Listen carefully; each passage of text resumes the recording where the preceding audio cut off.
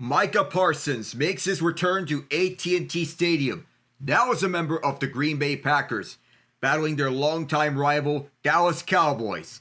In the summer, the Cowboys dealt into the Packers before the season kicked off and signed a subsequent 4-year extension with the Packers. The Cowboys were thoroughly beaten by the Chicago Bears, 31-14, and are 1-2 against NFC foes.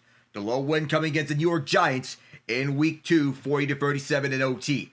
The Packers, meanwhile, are coming off a 13-10 upset loss to the Cleveland Browns, so they are 2-0 against NFC teams. Hello everyone, I am Alec Nava, and as we head into this game, nobody in the DFW Metroplex could have imagined that the Cowboys defense would be this bad when they trade Parsons to Green Bay. They're dead last in passing yards allowed, pass yards allowed per attempt, and third down conversion rate. They flunked all the way down to 27th in scoring defense and 30th in total yards allowed. On paper, the Cowboys look like the ideal opponent to face for a team looking to rebound, like the Packers.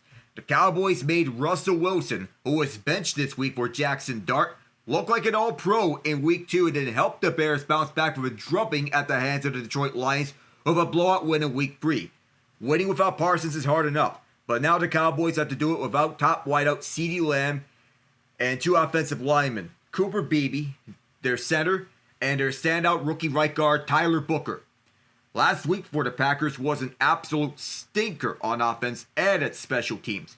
On paper, the Browns seem like an easy opponent, but they have one of the best defenses in the NFL that can disrupt other offenses.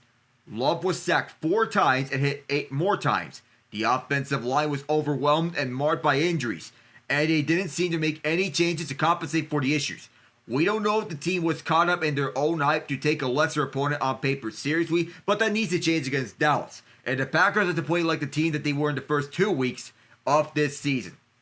Head on to what to watch in this game. We begin with the Packers, the visitors of this game. We first start off with the pass rushers that were traded for one another, Micah Parsons and Kenny Clark. Whichever team better disrupts the opponent's quarterback will get a big advantage, especially with how inconsistent both offensive lines have been entering this week. A historic trade sending Micah Parsons to Green Bay and Kenny Clark to Dallas before the season drastically impacted both of pass rushing units. Parsons leads the Packers in pressures with 15, while Clark leads the Cowboys in pressures with 9. Blocking Clark will require a bounce-back game from Elgton Jenkins and the interior O-line, who struggled against Cleveland. Defensively, if the Cowboys pay extra attention to Parsons, the Packers will need a big night from either Rashawn Gary, Lucas Van Ness, or Devontae Wyatt. Second is the deep ball. The deep ball all but disappeared last week because the Packers couldn't protect, but it could come back in a big way against the Cowboys, who allowed a league-high 13 passing plays of at least 25 yards, including 11 completions for over 400 yards on passes thrown over 20 yards in the air. The Cowboys are likely to have Trayvon Diggs and Deron Bland available, but it won't be surprising if Matt LaFleur wants to test both corners and safeties Donovan Wilson and Malik Hooker, both in an attempt to create explosive plays and soften the front for the run game. The deep game also needs the O-line to bounce back and better protect Jordan Love. Third part is the special teams. 2 weeks after struggling to contain punt and kickoff returns against the Commanders, just 1 week after a late-game special teams meltdown against the Browns, Rich Bisaccia has a big test coming at the Cowboys with an all-pro kicker and an all-pro returner. Brandon Aubrey has a range out to possibly 7 yards, especially indoors at AT&T Stadium, while Kevontae Turpin returned a punt and kickoff for a score last season, and is one of the fastest players in the league. There's always so much Green Bay can do to contain Aubrey's leg, but keeping Turpin from creating a big play is important. Fourth is turnovers. The Packers have just 2 takeaways, no forced fumbles, through 3 games, but Jeff Halfway's convinced turnovers are coming, and it's possible this week. The Cowboys have 6 giveaways this season, including 4 interceptions, and both running backs losing a fumble. Given how disruptive the Packers are rushing the passer, and the effort they made to rally and take swings at the football, creating turnovers are a matter of time for the defense. The Cowboys turned the ball over 28 times last season, and are 0-2 when losing a turnover battle this year. An early takeaway would be a great way to get a fast start. Now for the Cowboys, the home team in this game. First is to block Micah Parsons. Parsons is one of the game's most disruptive defensive players. The Cowboys spent the entire summer navigating a contract dilemma that led to him being traded to the Packers a week before the season started. He's a fierce competitor who will be continuously on the prowl. He has to be excited about getting his revenge on the Cowboys. To this point, he has been relatively quiet, and he's yet to have a multi-sack game with his new team. Dallas will be without Cooper Beebe and Tyler Booker. It will start Brock Hoffman and TJ Bass in their place. The O-line's mantra is 5S1, and it's up to the group and whoever steps up to continue moving as a singular unit. Do remember, this offensive line saw Tyler Smith get extended after their Week 2 victory against the Giants. Second key is Kenny Clark. It's not a surprise that the Cowboys' pass rush has taken a hit without Parsons, but the run defense improved. Jerry Jones said before the season that they need to stop the run. And while getting pressure on other quarterbacks is important, one area in which they are standing out at is run defense. As a team, they're only giving up 3.7 yards per rush, ranking them inside the top 10. And the addition of Clark has helped them get better at run defense. Last year, they ranked in the bottom 8 in tackling the ball carry behind the line of scrimmage with a rate of just 37.4%. This year, they improved to 60.6%, the second highest rate in the league. Running the ball isn't the Packers' strength. They average just 3.4 yards per carry, 5th worst in the league. It's surprising since they have Josh Jacobs in the backfield, but he's averaging 3.1 yards per carry so far, which is the lowest output of his career. The offensive line has played a role because they are all banged up, and however, they can't get consistency on a daily basis. Keeping Green Bay's ground game in check is going to be important. The third part is zone coverage. Jordan Love has been efficient through the air, completing 68% of his passes. No one has used more zone coverage more than Matt Eberflus at 93.4%, the highest rate in the league. However, Dallas is not good at zone defense. Dallas gives up 9 yards per passing attempt on zone deep, overall that is, which increases 9.4 yards in zone this season. Even worse, Love eats up zone coverage, as he has completed 76% of his passes for 417 yards at 9.9 yards per attempt against zone. If the defense can't get creative to change it up, Love's trajectory will only go upward. And for the offense on one part, it is still dependent on Dak Prescott. Despite the revival of Javonte Williams, Prescott has the resume of a top quarterback, especially in the regular season. But that success doesn't follow against the Packers, which is weird considering his breakout came at Lambeau Field in his rookie year in 2016. Unfortunately, he hasn't beaten them since, losing 5 consecutive against them, including twice in the playoffs. Those 5 losses are the most losses he has taken against a single opponent. The Packers could be his kryptonite, but if the Cowboys are to have any chance in this game, they'll need him to be in his bag.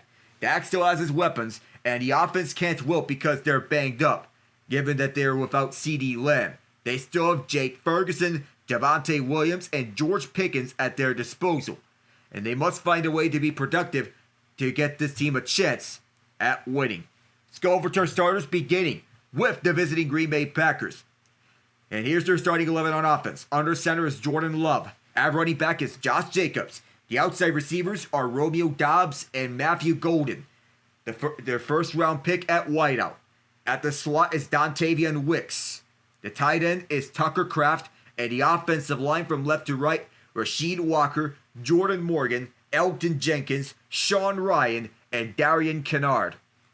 Kennard, a back-to-back Super Bowl champion, twice with the Chiefs, and last year with the Philadelphia Eagles. Morgan replaces Aaron Banks, who is out tonight, and Kennard is starting in the place of both Zach Tom and Anthony Belton, who are both out for this game. The Packers starting 11 on defense begins with Devontae Wyatt and Carl Brooks up front. At the edges are Rashawn Gary and Micah Parsons. The linebackers are Quay Walker and Edgerrin Cooper. The outside corners are Keyshawn Nixon and Nate Hobbs. Javon Bullard, one of the safeties on this team, is at the slot. The deep safeties are Xavier McKinney and Evan Williams. Now on special teams, the kicker is Brandon McManus, the punter is Daniel Whelan, the long snapper is Matt Orzech, And the return specialists are Keyshawn Nixon and Bo Melton. Melton is filling in the place of the injured Jaden Reed at punt return. Though Golden also can take in some return specialist moments. Now the Cowboys starters. On offense, their starting 11 begins with Dak Prescott under center, Javonte Williams at running back. The outside receivers are George Pickens and Jalen Tolbert. And the slot receiver is Cavante Turpin, the fastest man in the NFL. At tight end is Jake Ferguson. And the offensive linemen from left to right, Tyler Guyton, Tyler Smith, Brock Hoffman, TJ Bass, and Terrence Steele.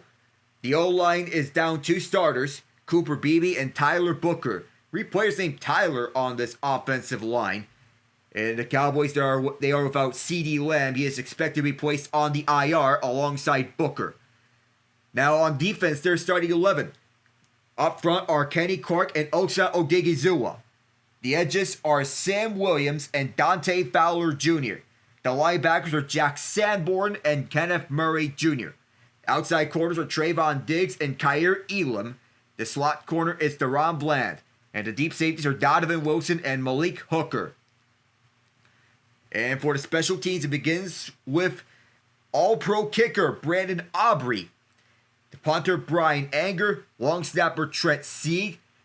And of course, the return specialist Cavante Turpin for both kickoffs and punts. Once again, the fastest man in the NFL. Jalen Tolbert can also be utilized on kickoffs, but they are primarily trusting Turpin on the return game. Our inactives for this game, for the Packers, out tonight are Zach Tom with an oblique injury, Aaron Banks with a groin injury, and Anthony Belton with an ankle injury. The healthy scratches are Kamal Haddon and Warren Brinson. Haddon on his first year, Brinson a rookie. Now for the Cowboys, the inactives as listed are Jadon Blue, one of their rookies on this roster, Johnny Cornelius, another rookie, he's an offensive lineman. And the other healthy scratcher, Jay Toya, another rookie. And the last inactive is Damon Clark. 4th year in the NFL. They have ruled CeeDee Lamb and Tyler Booker as inactives, but they are expected to be on the IR. So they'll be missing a minimum of 4 games. So Lamb, they have an ankle in. So Lamb is out, and Booker is out for the next few games. So the Packers defense has dominated throughout this time frame. They have one of the best defenses in the NFL, and they are showing in bunches. Though Parsons has been quiet, it's been Rashawn Gary who has been standing out with 4.5 sacks and 4 tackles for loss. Keyshawn Nixon leads the team with 5 passes that's broken up. Clay Walker, Xavier McKinney, and Devontae White all each have 2 broken up. McKinney and Evan Williams each have an interception. And we'll see how this Packers defense stands out against the Cowboys. Ideally, on paper, the Cowboys are the ideal opponent for a bounce-back game. Jordan Love has a 5-to-1 touchdown to interception ratio. The low interception came last week against the Browns. But he still has a 110.2 passer rating, completing 53 of 78 for 663 yards on the season. Josh Jacobs has 2 touchdowns on the year. He has fumbled once. He's averaging 3.1 yards per carry. It's a down year by his standards. But the standout tight end for the Packers is Tucker Kraft. Initially, they wanted to have it Luke Musgrave as their starting tight end. But Kraft has stood out on this team and has taken off like a rocket. 11 catches for 169 yards and 2 touchdowns on the year. A lot of utilization for what could be a Pro Bowl year for Kraft. And the wideouts, not too shabby either. Romeo Dobbs, 7 catches, 121 yards, and a touchdown. The other touchdown getters are Jaden Reed, but he is out with a broken collarbone, and he'll be back by mid-season. John Fitzpatrick has the only other touchdown for the Packers on the receiving end. For the Cowboys, they're led by Jake Ferguson, who has 27 catches for 183 yards. He and Lamb have yet to get a touchdown catch, but these two have been focal points of the offense, and it's been evident. George Pickens is able to bring down contested catches, and he continues to show that. He has 2 of the 3 receiving touchdowns on the team, the other one going to Turpin. 13 catches for 166 yards for Pickens. Turpin, 8 catches, 129 yards. Lamb has 16 catches for 222 yards. And he looked like he was going to be on his way to another all-pro year. Javonte Williams with 43 catches for 227 yards on the year. He and Miles Sanders have each fumbled once. Sanders in week 1, Williams last week. Williams does have 3 touchdowns to his credit and is averaging 5.3 yards per carry. We're also going to get over to scoreboards and also the MLB postseason bracket, as the MLB regular season has concluded. So, beginning with the National League, the Milwaukee Brewers are the first seed in the NL, followed by the Philadelphia Phillies. These 2 teams will get a first-round bye. The Los Angeles Dodgers will face off against the Cincinnati Reds, who have clinched the last wildcard spot in the NL, as the New York Mets had a collapse reminiscent of 2007. The other wildcard match will be the Chicago Cubs hosting the San Diego Padres. At Wrigley Field, the Dodgers and Reds will be at Dodger Stadium in the 3v6 matchup. Now for the American League, the top seed goes to the Toronto Blue Jays. They clinched the 1 seed and the AL East off a blowout win of the Tampa Bay Rays on Game 162, which relegates the New York Yankees to the 4th seed. The 2nd seed belongs to the Seattle Mariners. Both the Blue Jays and Mariners have clinched first-round byes. The 1st seed goes to the Cleveland Guardians, who trailed the AL Central by 15.5 games. They came back to clinch the AL Central. The 4th seed goes to the Yankees. They'll face off against the Boston Red Sox at Yankee Stadium. And headed to Progressive Field are the Detroit Tigers, who are in the midst of a historic collapse, as they just survived off the fringes with the Houston Astros falling apart at the tail end of the year, playing themselves out of a playoff spot, and their 8-year streak of playoff appearances has come to an end. In the last 10 years, they made the playoffs 9 out of 10 times, culminating with 2 World Series titles, one of them marred by a sign-stealing scandal. However, they bounced back and won another World Series in 2022. With Jose Altuve, Alex Bregman, Kyle Tucker, Jeremy Pena. And despite the reunion of the Astros with Carlos Correa, it did not pan out onto a playoff appearance. So we'll be discussing more of this in detail as the MLB season concludes. We'll also get along scores before this game starts. So this franchise, who saw Micah Parsons dominate defensively year after year, they're going to be facing off against him tonight. He's now wearing number 1 for the Packers. No video tribute for Parsons before this game as announced by the Cowboys. And on Thursday Night Football was the Seattle Seahawks surviving a late rally by the Arizona Cardinals by the skin of their teeth. The Cardinals scored twice, 2 touchdowns in the 4th quarter. Marvin Harrison Jr. and Kyler Murray were very slow to start off, but they had a fast finish to end off that game as Harrison turned things on. The same goes for Jackson Smith and Jigba, who turned it on at the right possible time. Jason Myers made up for his earlier miss by kicking a game-winning field goal 52 yards out. And for the win. 4 plays, 26 yards to win it, and it took all of 28 seconds, no timeouts, and that came after Chad Ryland led his kick short of the landing zone. Matt LaFleur's Packers have playoff appearances 5 of 6 years. His playoff record is 3-5 though.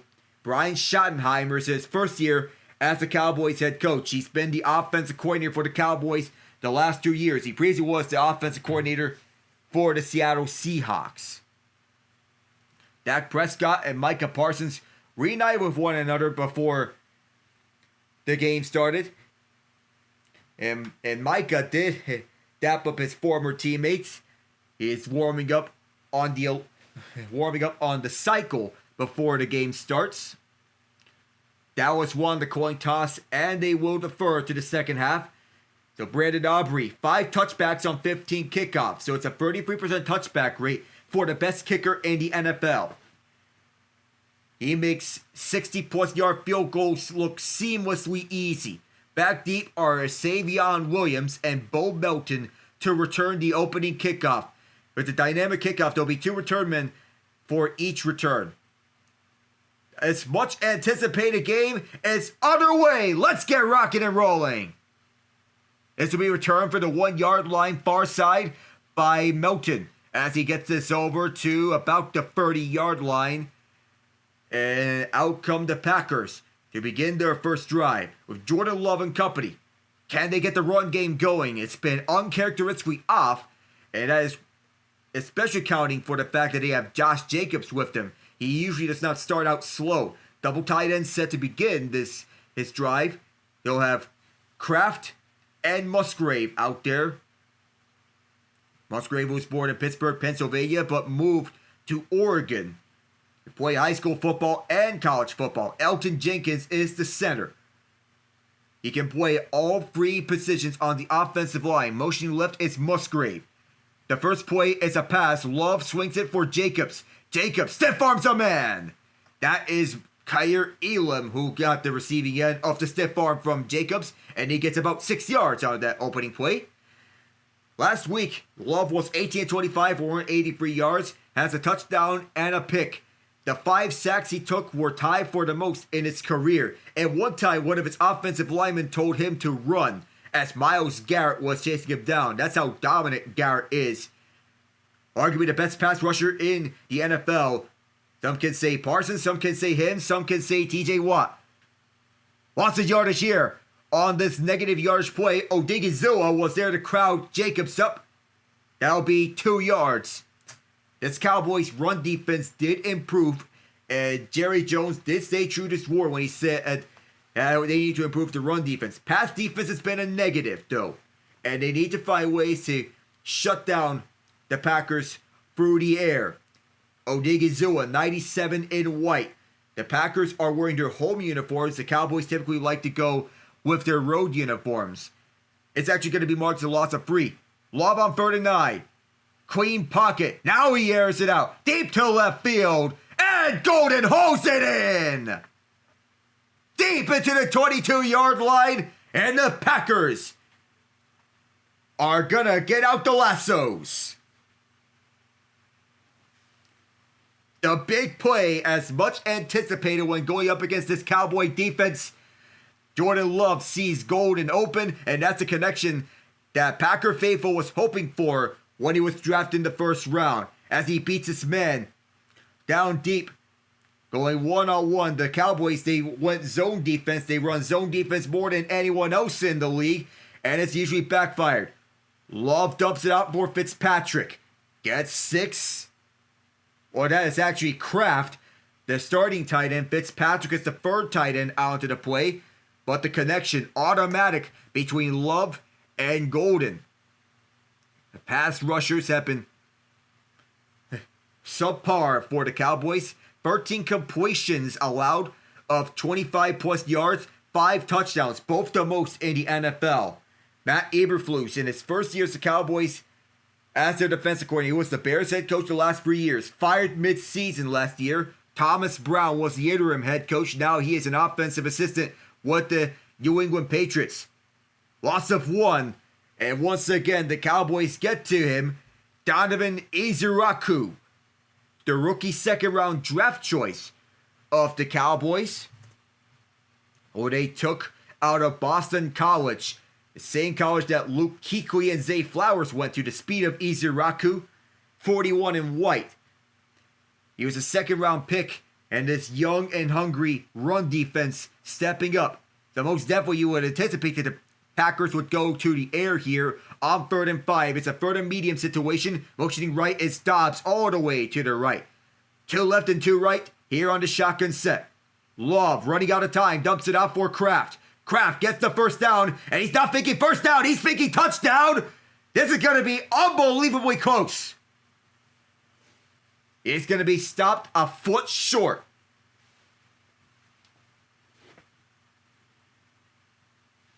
They're trying to play man-to-man coverage here.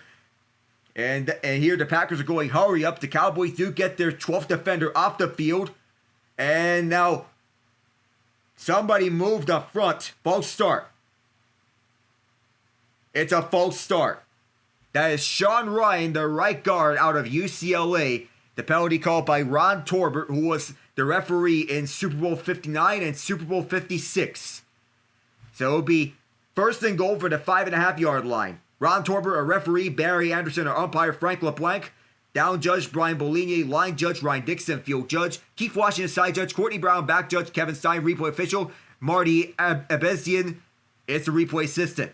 Ball is at the 5-yard line, and Cowboy territory as Wicks motions to the slot right side, to left and to right. On the run, Jacobs gets the first positive yardage of this game for the Packers on the run, takes it back to the 1 where the Packers were at the time of the penalty. Second and goal as Matt LaFleur, the offensive play caller. Adam Stenavich is the offensive coordinator.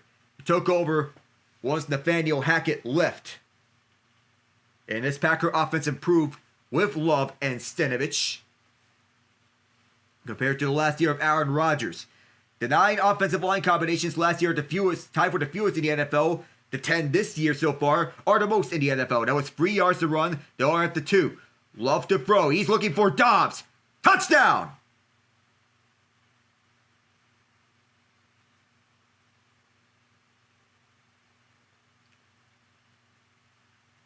One-on-one. Dobbs gets the better of Deron Bland, and the Packers get on the board. Lining up at the line of scrimmage with Dobbs doing a double move on Bland and goes up top for this fade route. Love sees him the entire way on the fade, and that's exactly what he wanted on this RPO. Immediately, Green Bay is on the board. Brandon McManus to kick the extra point. It's a straightaway kick for him. No doubt about it. And that was too easy for the Packers to dissect this defense. They're on the board first here at Jerry World. When we come back, Micah Parsons making his return to Dallas.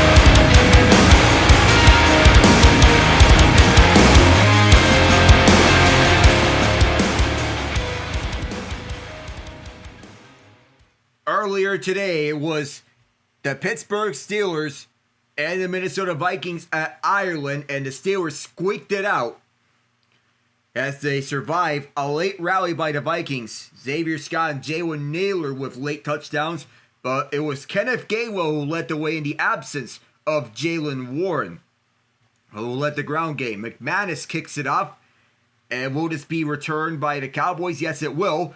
From about the 1 yard line here is Turpin as he patiently waits, cuts outside, trying to get a good angle, but could not. DK Metcalf got an 80-yard touchdown pass on the game. Gainwell was the start to show with 99 rushing yards and 2 touchdowns on 19 carries. Metcalf finished the day with 5 catches for 126 yards and a touchdown. Justin Jefferson, 10 catches for 126 yards. Carson Wentz, duality of man, as Wentz threw 2 picks, and the Vikings had some turnovers against the Steelers defense. Now Dak Prescott out there here on shotgun formation with 9:56 left in the first quarter. Let's see if we get a here we go here. Javonte Williams goes to the outside, chased by Walker. He is met by both him and Nate Hobbs, the ex-Raider.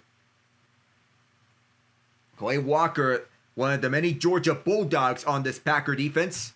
It's Dak Prescott, 2025 this year, week 3, 71% completion rate, 800 passing yards, 3 touchdowns, and 3 picks. The 800 passing yards are 4th in the NFL. 2nd and 7 as they line up at their own 31. Up the middle, Williams, the former Bronco, gets it to the 34. Another 3-yard run. Maybe it's a 2-yard run. Have to see where they spot it, but it's a 3rd and medium situation. There are clear problems with this team. We'll see how they resolve those problems. You know, what Quayton Adams, their new offensive coordinator, dials up. He previously was with the Arizona Cardinals under Jonathan Gannon. They'll mark it's a 3-yard run. It's 3rd and 4. Motion left is Jake Ferguson. Now he comes back towards the right. Toss play to Williams. Williams chased down by Walker again. He is met at the line of scrimmage. Colby Wooden was also there to make sure that he has no breathing room, but it's Clay Walker with the stop. And that forced a quick free and out. Brian Anger is going to punt. The Packers saw the pitch play on the option. So Walker and Edgerrin Cooper, the 2 linebackers that were through the middle. Walker sees this one all the way, tracks them down. Get the smartest on defense. And the Micah Parsons effect already going out strong here to begin the game. Brian Anger punts it deep. Matthew Golden all the way back, calls for the fair catch at the 15. That's where the Packers will start their next drive. So already, so far so good for Green Bay. And that's where they will take over with exactly 8 minutes to go in the opening quarter.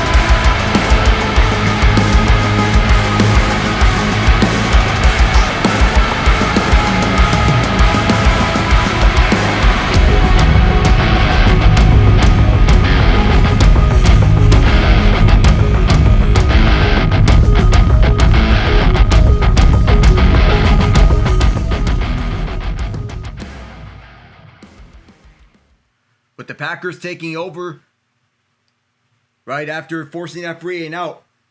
They are in good hands here in this first quarter. See if they can continue onwards here as they are going to exit the huddle soon enough.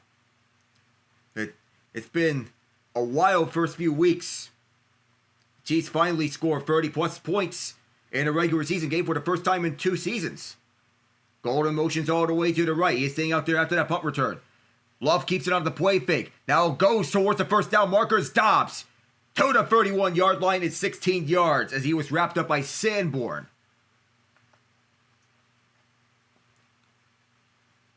A little bootleg on the play fake for Jacobs. That opens up the pass attack.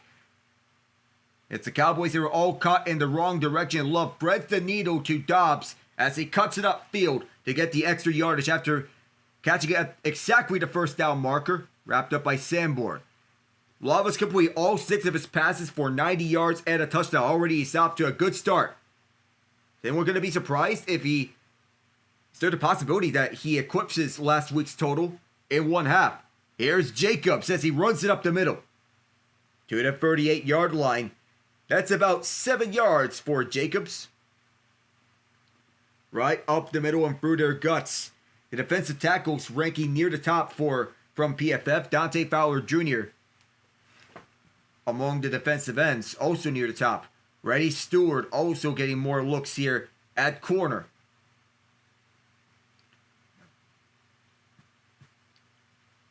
You're getting more looks here. This defense, everyone that's getting involved. Jadeveon Clowney, he might have jumped. Nothing's being called here. Here's Matthew Golden on a jet sweep. He'll have the first down as he runs right into Malik Hooker and Jack Sanborn. And Green Bay is going to move the chains here. Once again. The Packers are desperate to get their running game afloat as they struggled in the first 3 weeks of this season. But now they're getting the running game back in order here in this second drive. But they want to have anything it takes to get it back up. Malik Heath is all the way to the right.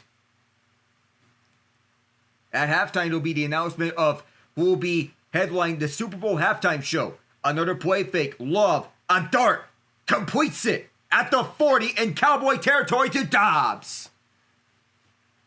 The Guardian cap is on display and he has no problems with it. Actually, they're going to mark it incomplete. And the Cowboys are lucky that it was dropped because he was wide open at the left. Dallas using zone defense a lot this year. They are not really good at it. They rank hot as the league's highest team at 93%. Utilization will be the highest by any team in NFL history. Heath is wide to the left. It'll be 2nd and 10. It's an audible here, single back set. Wicks motions all the way to the left. Jacobs gets the rock, cuts to the middle, trying to plow his way forward. Several defenders crowd him at midfield, including Wilson and Hooker. There'll be a penalty marker here. So see what Ron Torbert says. That is Jordan Morgan, who is caught for holding the second-year guard out of Arizona. And their first-round picks. So that negates that 6-yard run as he grabbed onto Marshawn Neeland.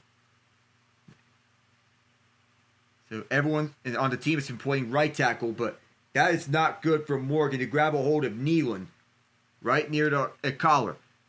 10 yards to the spot, the foul is 2nd and 18. Empty set here for the Packers, 2nd and 18. Emmanuel Wilson checks in, number 23. Love drops back, now rolls right. Chased by Williams, has to throw it away. And he does. Williams right on his face, putting the pressure. 3rd and 18 with 5:14 to go here in the quarter. Third down here as the Cowboys trying to get a defensive stop. Deron Bland is offseason signed a 4-year, $92 million contract extension. He missed the last 2 games of a foot injury, but now he's back on the lineup. His leadership is what's needed for this Cowboys secondary. Trayvon Diggs He's still struggling to get afloat as Love throws it short over to Xavier Williams, trying to fight for the first down. He is 2 yards shy. He has a good looking speed utilization, and he almost got the first down up for the middle, almost converting a 3rd and 18. Donovan Wilson with bad timing as Williams took the underneath route and cut up middle. Excellent time for Wilson to stop him as he was waiting for him right at the first down marker and got him down. The offense is staying out there on the field. Chris Brooks is the running back out there. So Love is going to get things started up. 4th and 2. And motion left is Brooks. And coming back is Brooks. And the play clock expires. Delay of game.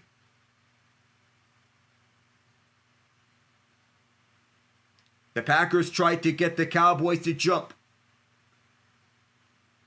So that is the only penalty on the... And so that's the second penalty on the Packers in this drive. So that changes everything. Daniel Whelan is going to be out there to punt. 4:23 left. And here's Cavante Turpin who marches out there. Jordan Morgan with a costly penalty. And who would have wondered how this would go had he not committed that holding penalty. On 12 punts, Whelan has averaged 53.5 yards per punt. Turpin is yet to have an explosive return this year, but he can break out. Punt is up. Turpin is going to call for the fair catch this time at the 10-yard line. And that's where Dallas is going to take over. The Dak had a free and out the first time around. We'll see how the Cowboys do this time when we come back.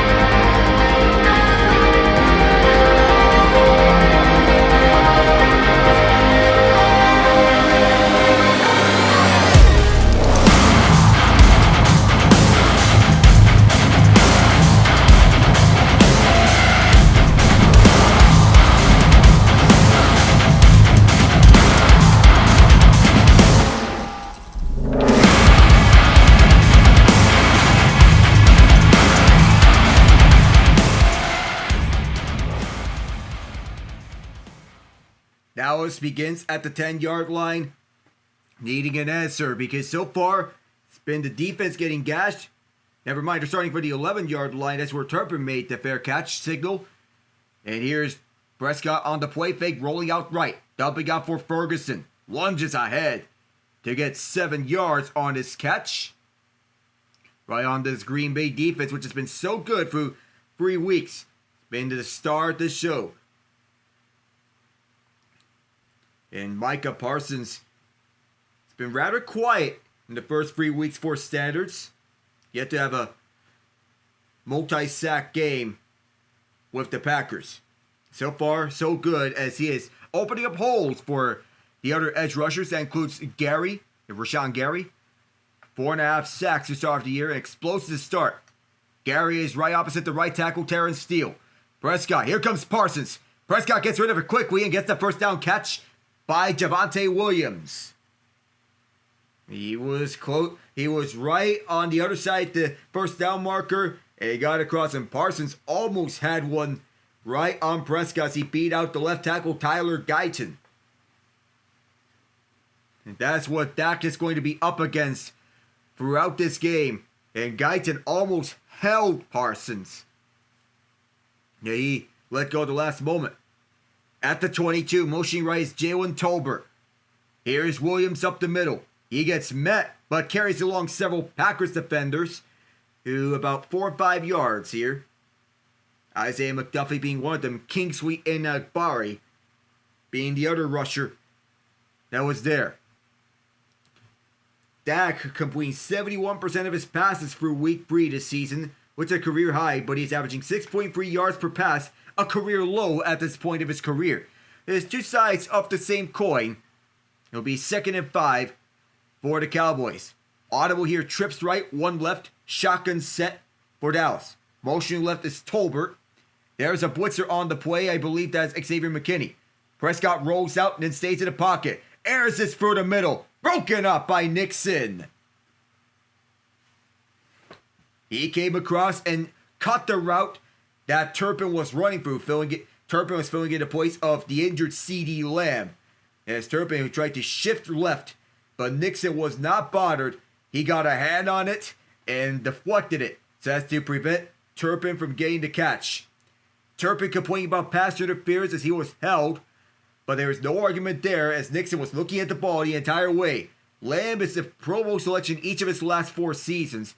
He is out for this week and perhaps the next 3 with an ankle injury. 3rd and 5 as Williams motions right then left. Prescott, quick throw. Ferguson, he's going to be short.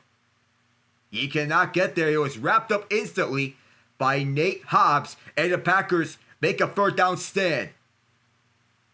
And because it's 4th and 1, interesting play call upcoming here for Ryan Schottenheimer and Clayton Adams. We'll see how the Cowboys raw on 4th and 1. They're keeping the offense out on the field, led by center Brock Hoffman and right guard TJ Bass. Trips left, now Ferguson motions right onto the other tight end spot.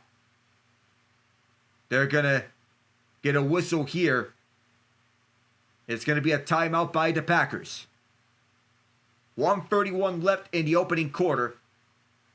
They saw something that they didn't like from the Cowboys, so they're going to regroup.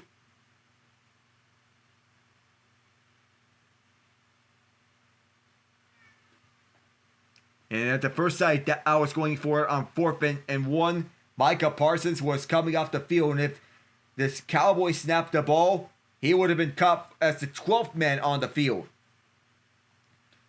And earlier on the day, the Atlanta Falcons upset the Washington Commanders 34-27 as the Marcus Mariota revenge tour gets denied this time around.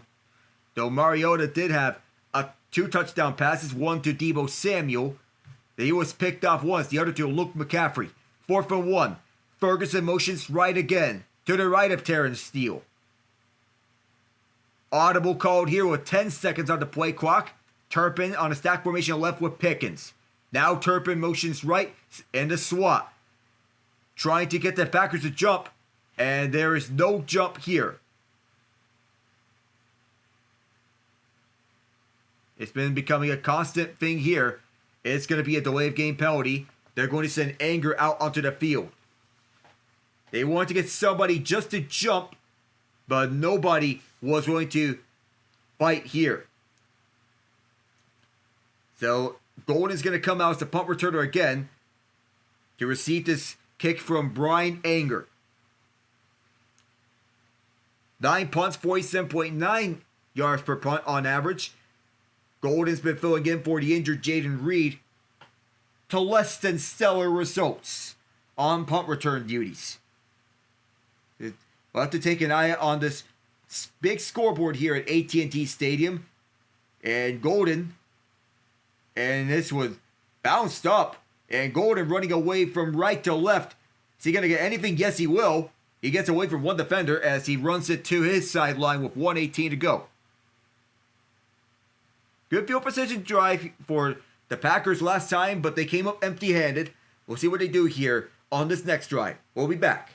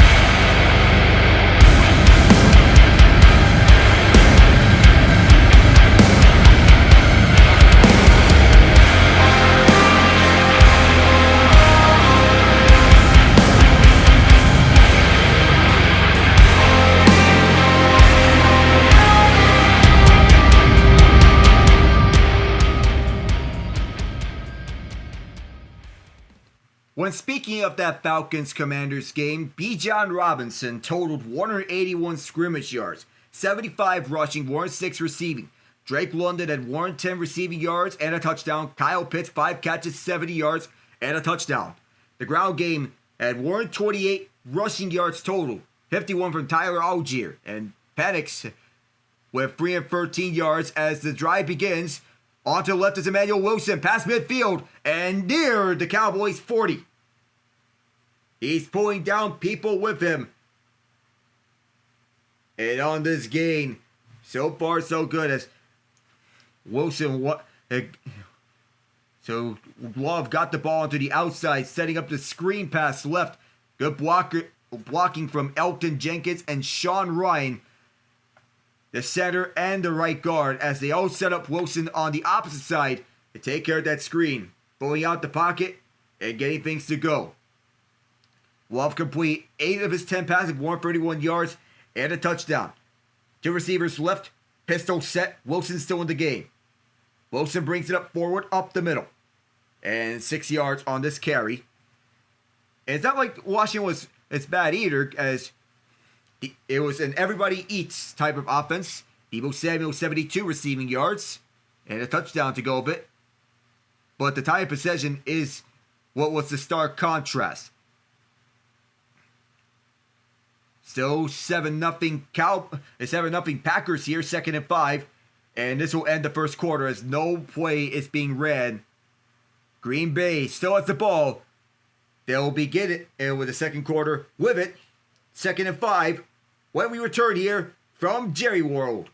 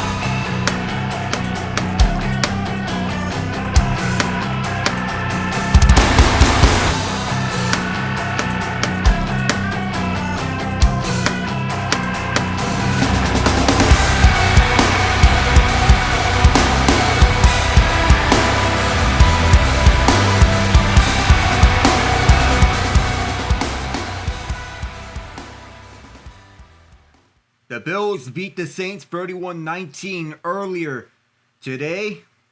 Josh Allen with 2 touchdown passes, though he was picked off as the Bills had trouble with the Saints defense. Surprisingly, he combined for 3 touchdowns. He had a run for 1.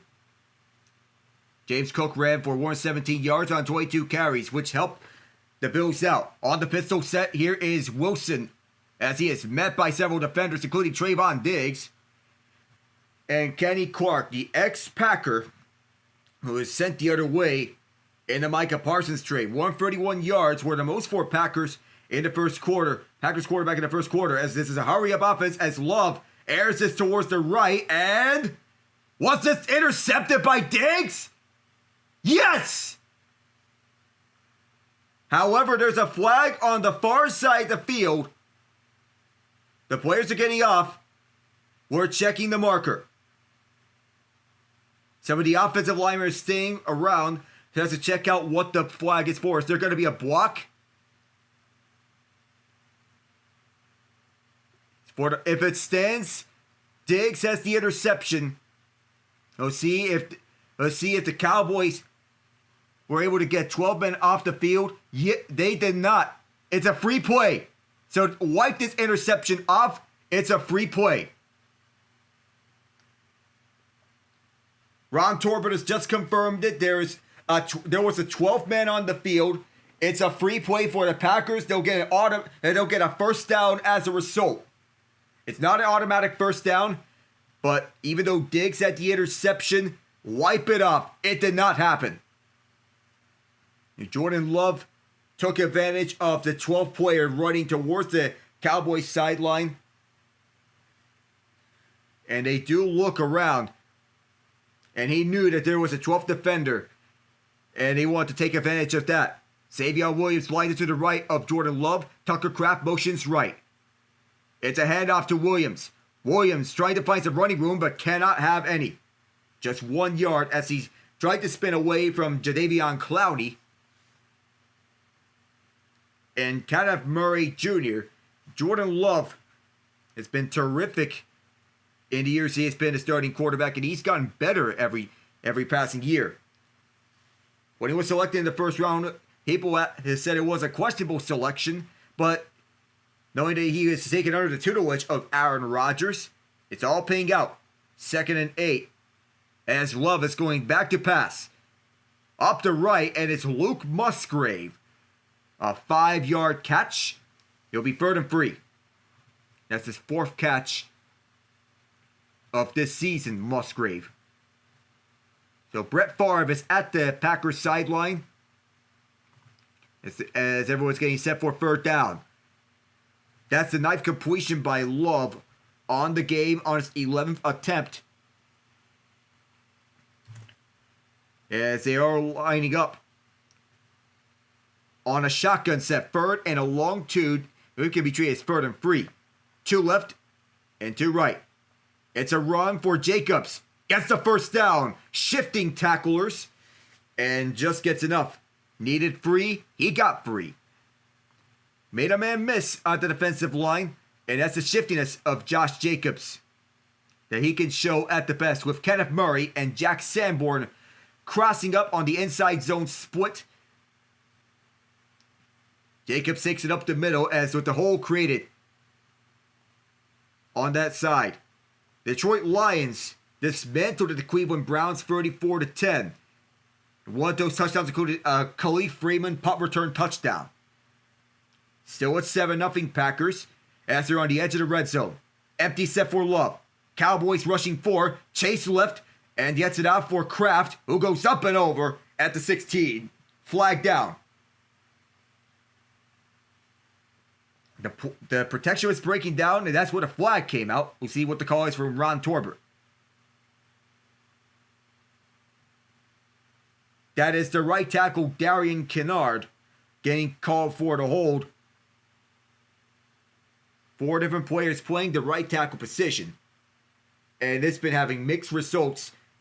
If they need anyone they can get to fill in the hole left behind by Zach Tom, who was the starting right tackle in week 1. He has an oblique injury. And he's been the most consistent right tackle at the bunch. Jordan Morgan, the left guard. Matthew Golden shifts back towards the left as Love. Dumps it out for Chris Brooks. Brooks runs into his own offensive lineman, and he is not going to get the benefit of that. Mozzie Smith was there to bring him down as soon as he ran to his own offensive lineman, trying to fake out one of the defenders. Nobody was fooled. Well, Sean Ryan was coming out of nowhere. He didn't anticipate that. And Reddy Stewart right on his front. And Ryan didn't expect that. It's going to be 2nd and 18. This will be the 23rd play of the game for the Packers. The Cowboys have ran just 8 plays offensively. As a result, they have just 4:58 of time possession. Elam is the blitzing corner. No, he fakes the blitz.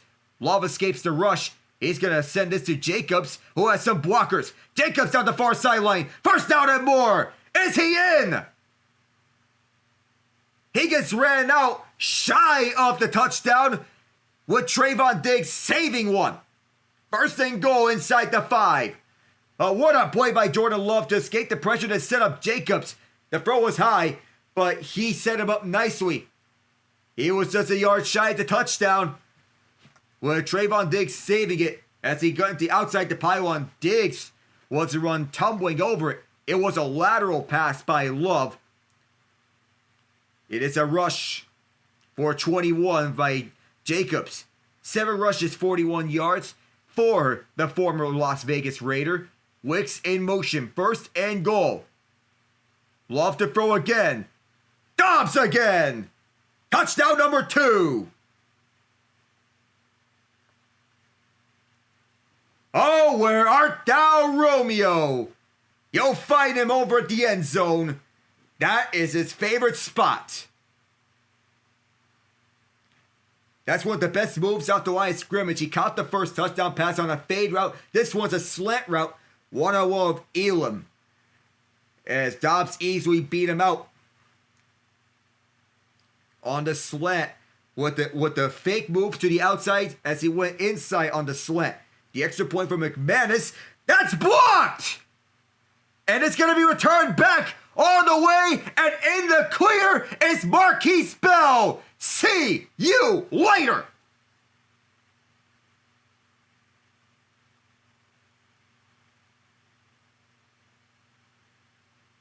How many block kicks have we had over the last 2 weeks?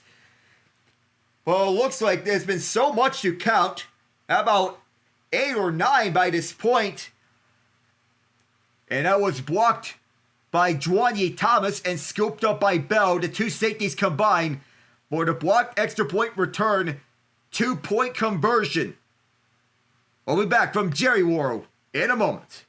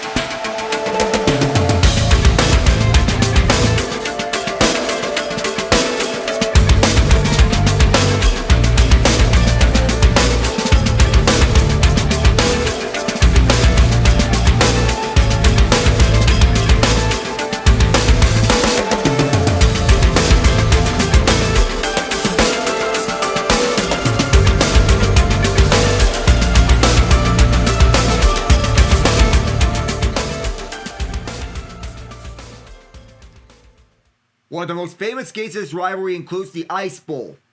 Another one being the 1995 NFC Championship, and the one with Des Caudet, sparking that controversy between what is a catch and what is not a catch.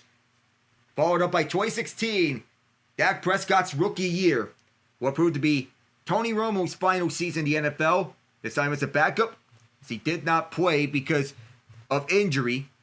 That thrust Prescott onto the scene, where he's shown. Kick us up, and this will be return for the end zone by Turpin. Takes it to the 20, and moves past several defenders.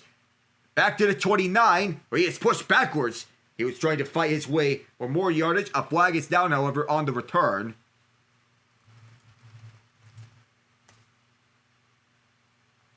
He's not going to get the Cowboys on good field position to get the first points on a blocked extra point return for 2.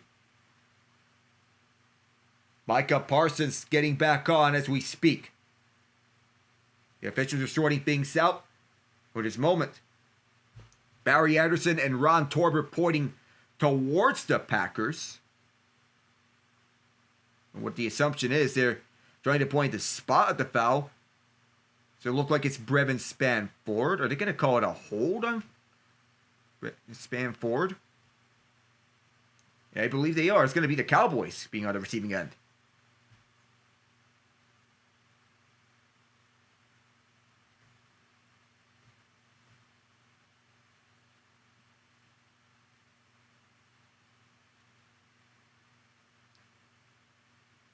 They're going to accept a holding penalty on Maris Liufau.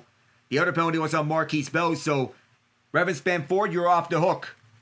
Liufau, Bell, you're not. So there were 2 penalties. One that was an illegal block in the back on Bell. The other is Liufau for holding. That penalty is going to push them back 10 yards with a spot to foul.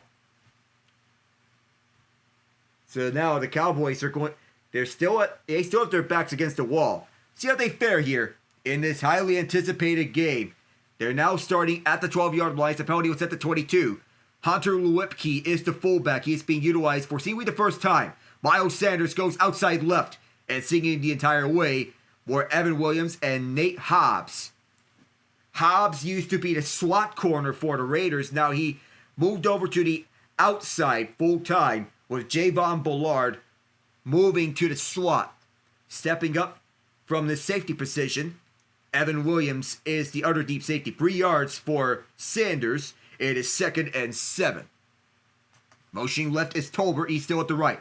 Straight drop back for Prescott. Heaving this towards the left for Pickens. And nearly picked by Hobbs. Flag is down, however. It's back at the line of scrimmage. They're going to call it a hold. That's what Anderson is signaling against the Cowboys. Maybe half the distance. Because holding is usually 10 yards.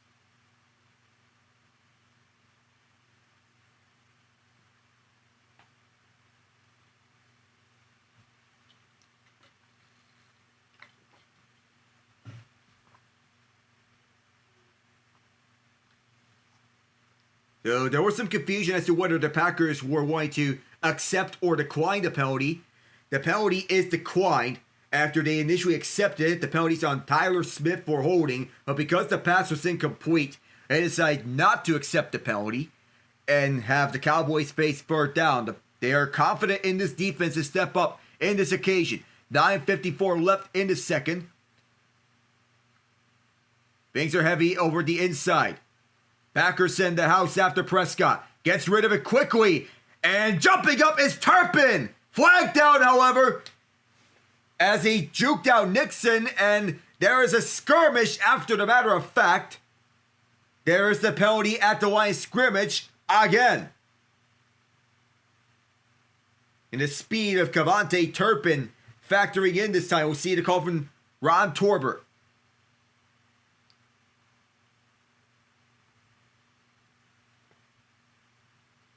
So wipe out that big play. It's an illegal formation penalty on Nate Thomas, as there was an illegal formation on the Cowboys up front. Thomas, who filled in the place of Terrence Steele. At right tackle, he was a few steps behind the legal formation for an offensive tackle. The Ravens were guilty of this several times, whether it be Ronnie Stanley or Roger Rosengarten. Now it's 3rd and 12, and because Turpin caught the pass, the clock is rolling. Hobbs backs up 2-16. Here's the run. It's Hunter Lupke, not even close to the first down marker. And so the Packer defense does the job in a drive in which it was undone for the Cowboys by penalties. Jordan Love suits up his helmet as the Cowboys are trying to get the punting team out there, and they will have Prescott stepping off. 4th and 6, and Brian Anger has had the heaviest workload of any Cowboy so far in this game. The offense has not been consistent, and the Packer defense has been swarming all over them. And Parsons has lit it up the stat sheet exactly, but the Packer defense has been everywhere. Nate Hobbs, Keyshawn Nixon get their tips to the cap. Anger gets it off, and back deep is Golden at the 35. He's going to step up, and oh my goodness, he gets flattened like a pancake by Maurice Leofau. He made up for his earlier holding penalty with that huge hit right on Golden. Kaboom, he says. Right onto him, one-on-one. Lead into it. We'll return in a moment from Jerry World off that firework.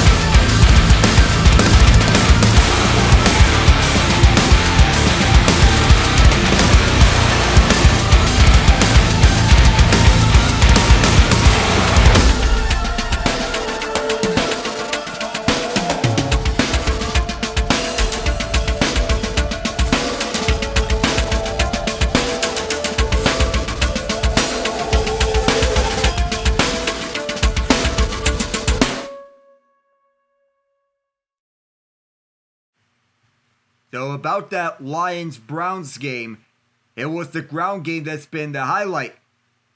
Jahmyr Gibbs, 91 rushing yards on that day for the Lions as Packers begin from their 40-yard line.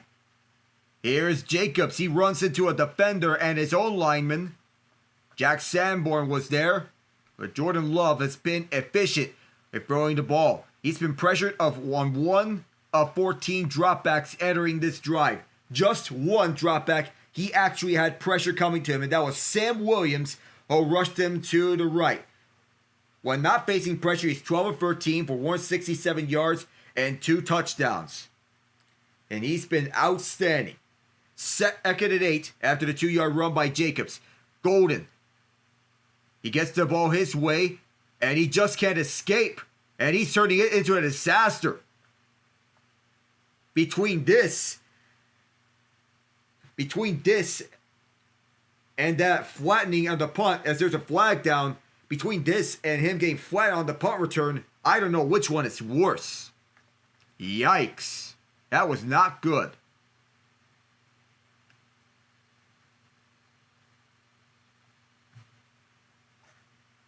However, this time, he'll get a sigh of relief by a personal foul penalty on Donovan Iziraku. As Golden, he can breathe a sigh of relief after the play. So he tried to dodge everyone, but you don't go backwards on a play, you go forward. He made the mistake of going backwards, not seeing anyone to the right. I thought that was Mozzie Smith. Hill. If that's a foul, I don't believe that. I don't believe that was a foul. How is that a foul? On the reverse, is Savion Williams throws it back to Love. Flea flicker time as Love has to run for it. Love, not what he had in mind, but he does pick up 3 to the Cowboys' 47-yard line. So Savion Williams, a former quarterback, sets this up, but that was not what the Packers had in mind when running that play. It was Jared Goff for 168 passing yards for 2 touchdowns and a pick, as they took advantage of but the defense took advantage of the Browns and their bad offense. They'll say that Love gained 4 on the play. It's 2nd and 6. Craft motions right. They'll go back to Jacobs. And immediately he's crowded. 3rd and 5. This is Odigizua as Jacobs got 1 yard on it. Quinshon Judkins, 21 carries, 82 yards, and the Browns' lone touchdown. The Patriots responded to last week by blowing out the Panthers. 6 touchdowns on the day for New England. 6:15 to go here in the second quarter as Jacobs subs out. It'll be 3rd and 5. See how Love does here. Chris Brooks in the game. He is the 3rd down back.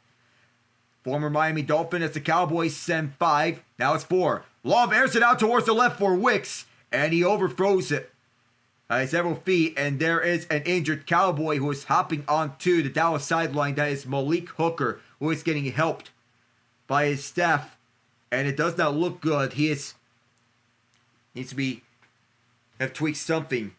That doesn't look good. Cavante Turpin is going to be back deep to receive the punt from Daniel Whelan. Stephon Diggs had 6 catches for 101 yards. Touchdown catches from Hunter Henry and Mac Hollins. Touchdown runs from Travion Henderson, Antonio Gibson, and Drake May himself for the Patriots. 5:59 to go here in the second quarter. As Whelan sends this off.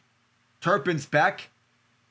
And this will go for a bounce at the 5 and scooped up.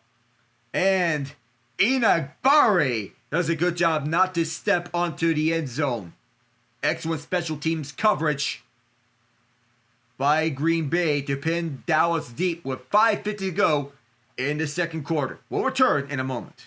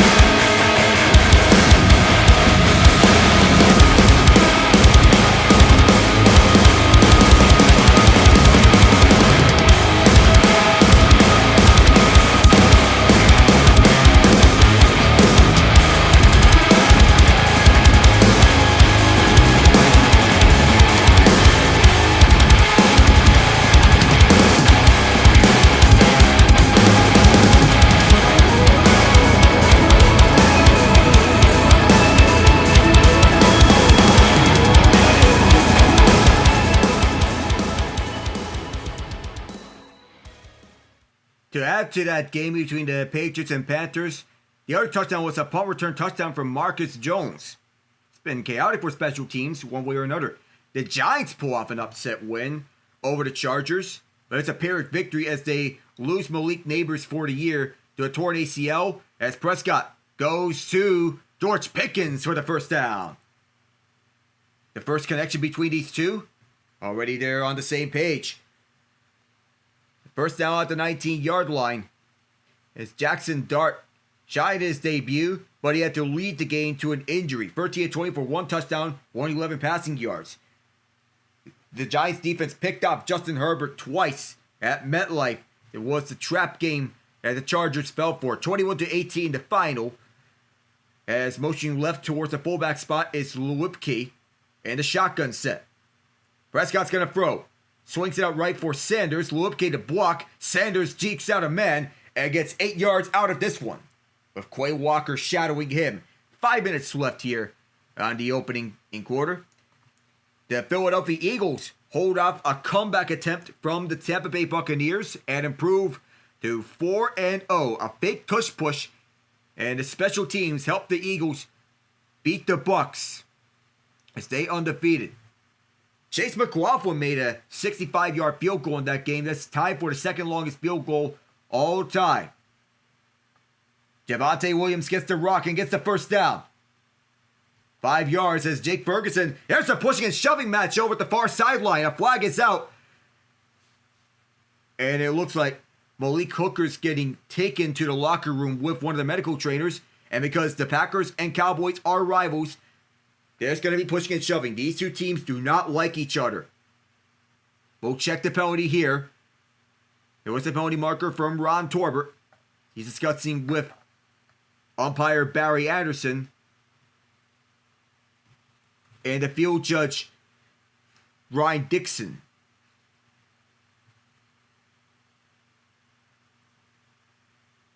Are there going to be penalties on both teams? We'll see.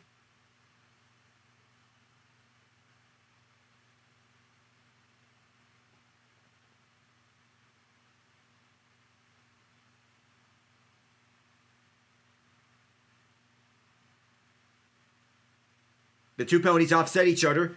One of them was a holding penalty on the Cowboys, and the other was a face mask penalty after the play ended.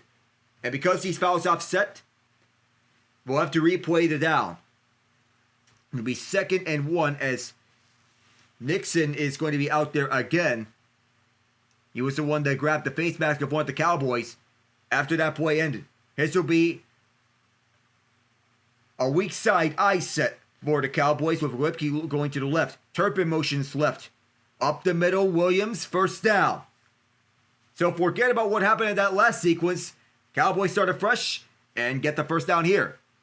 So Micah Parsons has been double teamed throughout this game. The Cowboys know what to expect from him.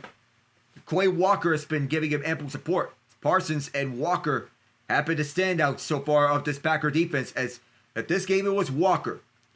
Parsons getting double teamed more often than not. TJ Bass, the right guard, pulled out to block him off. Prescott goes to Williams. He can't get anything out of this one, but he gets pushed forward by Packer defense, Evan Williams, namely, to get 2 yards.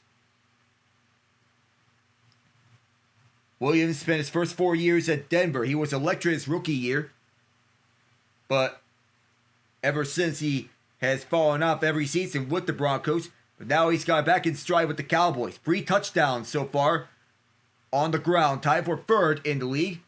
Parsons lined up opposite Tyler Guyton, the left tackle. See what he does here. He's been relatively quiet to start off this year. 2nd and 8. Shotgun set. Prescott. Parsons getting away. Gets it away for the double team. And the dump off to Flournoy works for Dallas. That's a first down. He went to 3 different schools, and he has been moved to a bigger role because of the injury to CeeDee Lamb. And his first catch, Ryan Flournoy, as he got wide open with Edger and Cooper getting away for the moment, as he did not catch Flournoy. 7-9 for 51 yards is Prescott. Tolbert motions towards the right. Single back set as Prescott dumps it off towards the right for Sanders. Sanders cuts back, now gets in front. Brought down from behind by Carl Brooks and Edgerrin Cooper. 9 yards, which is a yard shy at the first down. Parsons set out this sequence. And the injured Packer here is Devontae Wyatt. Clock stops with 2 of 3. His Wyatt is slow to get up. Another Georgia Bulldog. He banged up his knee. And that doesn't look good. Struggling to get up. So this Packer defense among the league's best. It looks like a non-contact injury. He is down. He has a couple sacks this year. He's second on the Packers in sacks. Rashawn Gary. And a tough sight as Wyatt, one of the team leaders up at the defensive line. And emerging into DT number 1 with the trade away of Kenny Clark to Dallas to get Parsons. And that's something that should be talked about because of defensive tackles. And Clark's a good pass rusher. He leads the Cowboys in pressures. The Parsons is someone that can take a defense over the top. Run defense has been the Cowboys' strength, but pass defense has been a clear weakness. 1 sack for Clark for week 3. He had just 1 all of last season. He does have a tackle for a loss, so a reset may be what he needed to get back in stride. And he is getting a reset. Is Wyatt, he is walking under his own power, so it doesn't look that serious as it seemed. So Green Bay, as a franchise, they have drafted and developed star quarterbacks throughout their time. Bart Starr, Brett Favre, Aaron Rodgers, and Jordan Love. They're masters at it too. So now, as we enter the 2-minute warning, we'll step away here. The Cowboys have the ball. We'll see if they can convert into points on offense. They haven't driven down all the way to scoring range yet, but we'll see if they can do that when we return.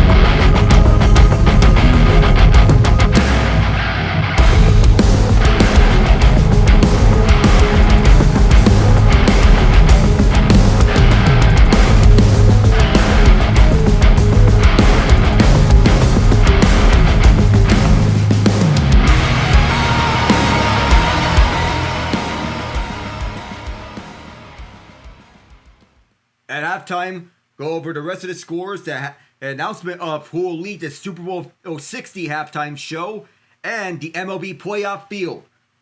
2nd and 2 as the Cowboys are at the Packer 45. Motion back left is Turpin. Up the middle, Sanders gets the first down and near the 40-yard line.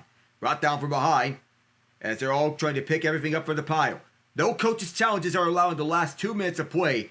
Are the Cowboys going to go with the hurry-up offense? They need points no matter which way they go. They'll break free from the huddle with 22. It's a single back set. 1 left and 3 right. On the play fake, Prescott on the keep. Throwing middle. Caught. Pickens across the 30 at the 28. And that's what the Cowboys need to get things going. If they do get a touchdown, the question is, are they going to go for 2 or are they going to kick an extra point?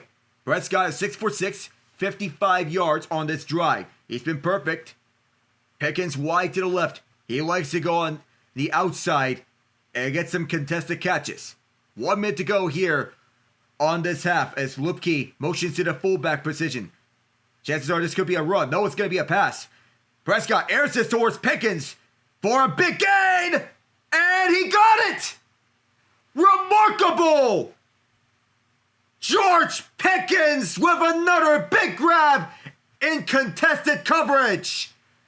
How about this, kid? Right over Nate Hobbs and Evan Williams as he was so close to a touchdown, but sets up the Cowboys for in scoring range at the 1-yard line. And this is exactly what they needed from him in the absence of C.D. Lamb. From the 1-yard line is a jumbo set. 3 catches, 53 yards for Pickens. Brevin Spanford in the game now. Here is Williams. And he's going to be stopped behind the line. Timeout taken immediately by the Cowboys. They have all 3. It's going to be that catch. One of the best catches of this young season. Wow. And on double coverage too. That is incredible. It is incredible.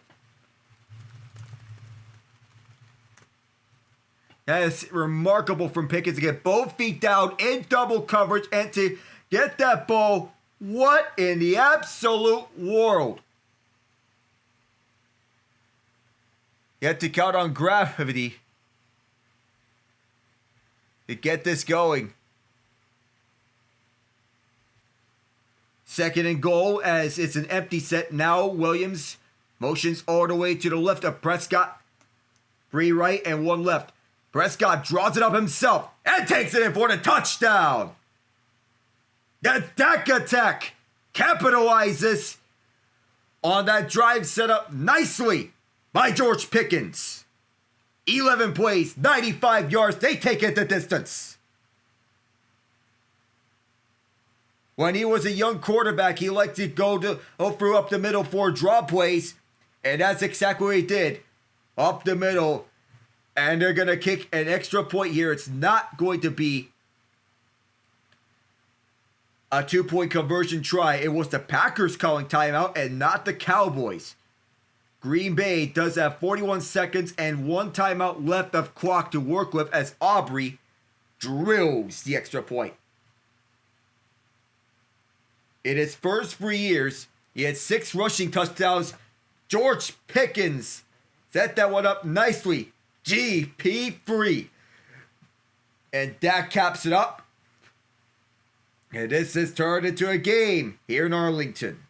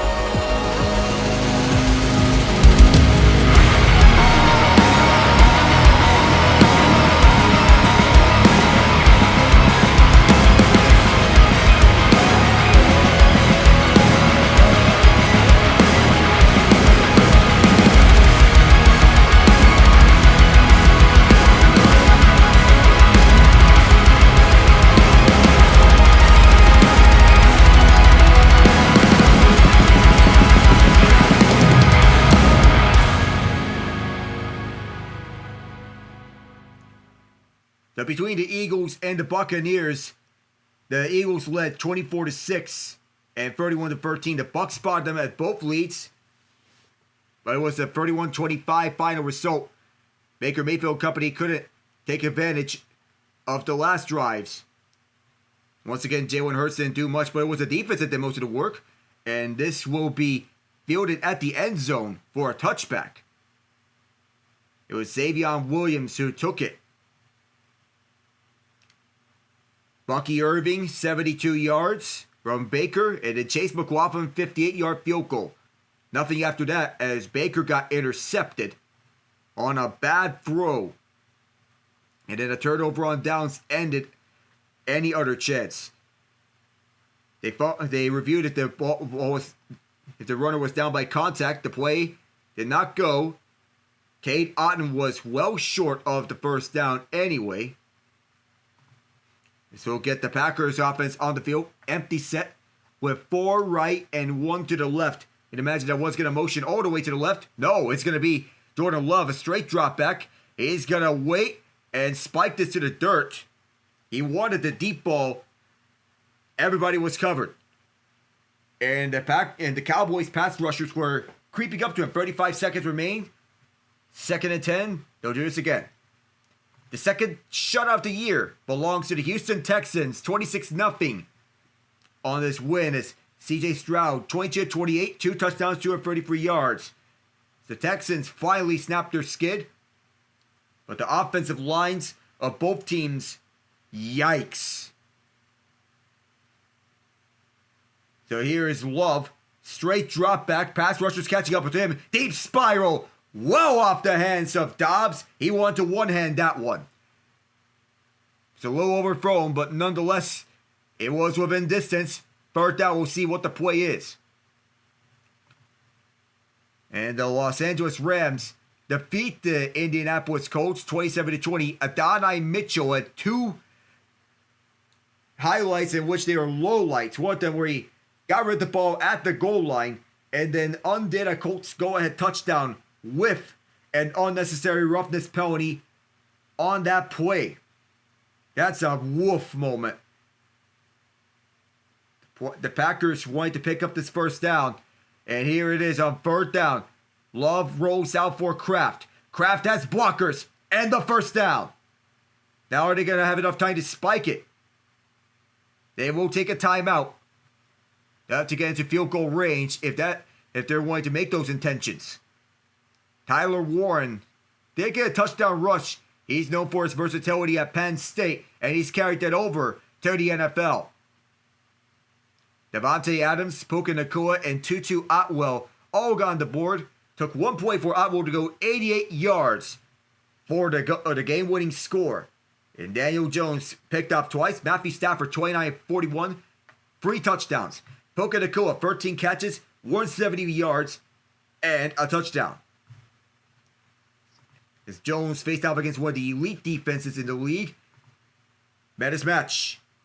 The Jacksonville Jaguars upset the San Francisco 49ers 26-21 on the backs of a Parker Washington punt return touchdown, 87 yards. The 2-point conversion missed out, but the defense from Jacksonville held on to defeat the San Francisco 49ers and spoil Brock Purdy's return. Green Bay at the 32. 2 left and 3 left and 2 and 1 right. There is a flag down. It's going to be a false start. No time run out because the clock was stopped. 21 seconds. Run!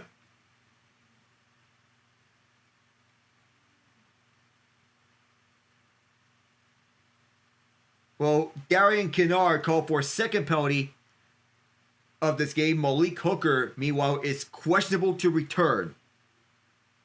It's a hamstring. It's a non-contact injury. They're looking at his hamstring. He has not returned to the field. They're also looking at his feet. 1st and 15 for the Packers. Love steps up. He lost the football! Who has it? Jadeveon Clowney picks it up! Or rather, James Houston. Clowney forced a strip. And it's Houston the recovery. The game's first turnover.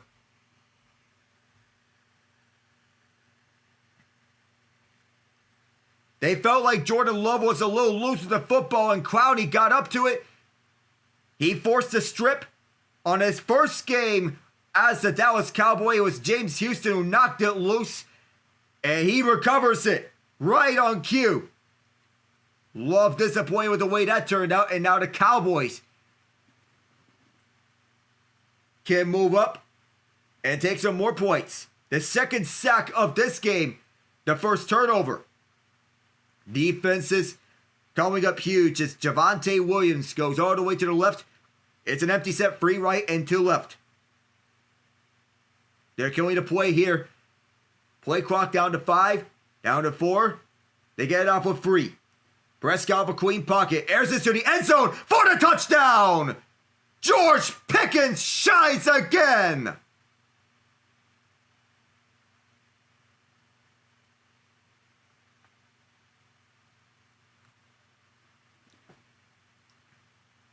The Cowboys pull off the magic here. One play to find pay dirt. And all that needed was the James Houston strip sack recovery, followed by the Pickens touchdown wide open at the back of the end zone as he beat out Nate Hobbs. And Prescott says thank you very much to James Houston. It'll be Brandon Aubrey to kick the extra point. And do remember, Dallas did defer to the second half. Kick is good. Dallas did defer to the second half. So they will have the ball to begin the second half. So unless we are going to step away from game action for the moment. What a game that was with the Jaguars as they shut off the 49ers. After the game, Robert Saleh accused Liam Cohen of sign stealing in the game. And now as we turn our attention to the Chiefs and Ravens, the Chiefs beat the Ravens again. They pounded them 37-20. As Patrick Mahomes throws 4 touchdowns and becomes the fastest quarterback in NFL history to throw 250 passing touchdowns. He has 270 in the game. Lamar Jackson had a nightmare game. Steve Spagnuolo knows how to game plan against Lamar Jackson and the Ravens, and he does so better than anyone else. This game showed it on how to shut him down. What a masterclass that was defensively by the Chiefs, and what a masterclass offensively by the Chiefs. This is the Kansas City offense that people were tuning into 3 years ago when he had Eric Bieniemy as their offensive coordinator. Aubrey kicks it off. What can save the Packers here is if there's going to be a kickoff return touchdown. There will not be any such case. So there will be, this will be starting at the 35 at the back of the end zone.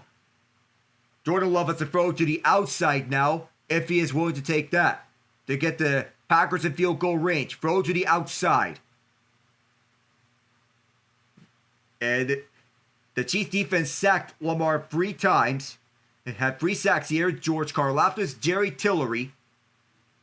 The pass breakups from Trent McDuffie, Leo Chenal, Noah Williams, and Chris Jones. Chenal at the game's only interception as he picked off Jackson as he was going to Mark Andrews. CeeDee Lamb has to be happy. Jerry Jones, that same look.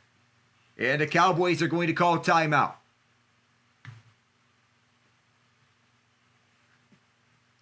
Jalen Royals got some looks.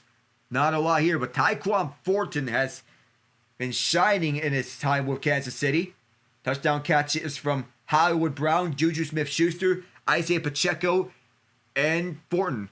Rashard Smith has been getting more and more active on the Chiefs' plans. He got 3 catches for 27 yards. Xavier Worthy, the Chiefs' leading rusher, 2 rushes, 38 yards on jet sweeps in his first game back with Kansas City. And 5 Ravens left the game with injury. Marlon Humphrey left. So Marlon Humphrey left. Ronnie Stanley, the left tackle. Roquan Smith. Nate Wiggins. And worst of all, Lamar Jackson. Love will take a knee. The Packers will go on defense to begin the second half as we approach halftime as both teams jog to the locker rooms. Did anyone expect this? The Cowboys lead 16-13 at the half. Dallas will receive the second half kickoff. And Matt LaFleur, not too pleased the last few drives are going off. If this long game. So now they have to regroup to prepare themselves. We'll be right back for the halftime report, which includes the rest of the game scores from this week, from what happened Monday night last week, a review of last week, on a quick rundown, the MLB playoff picture, and a halftime show announcement.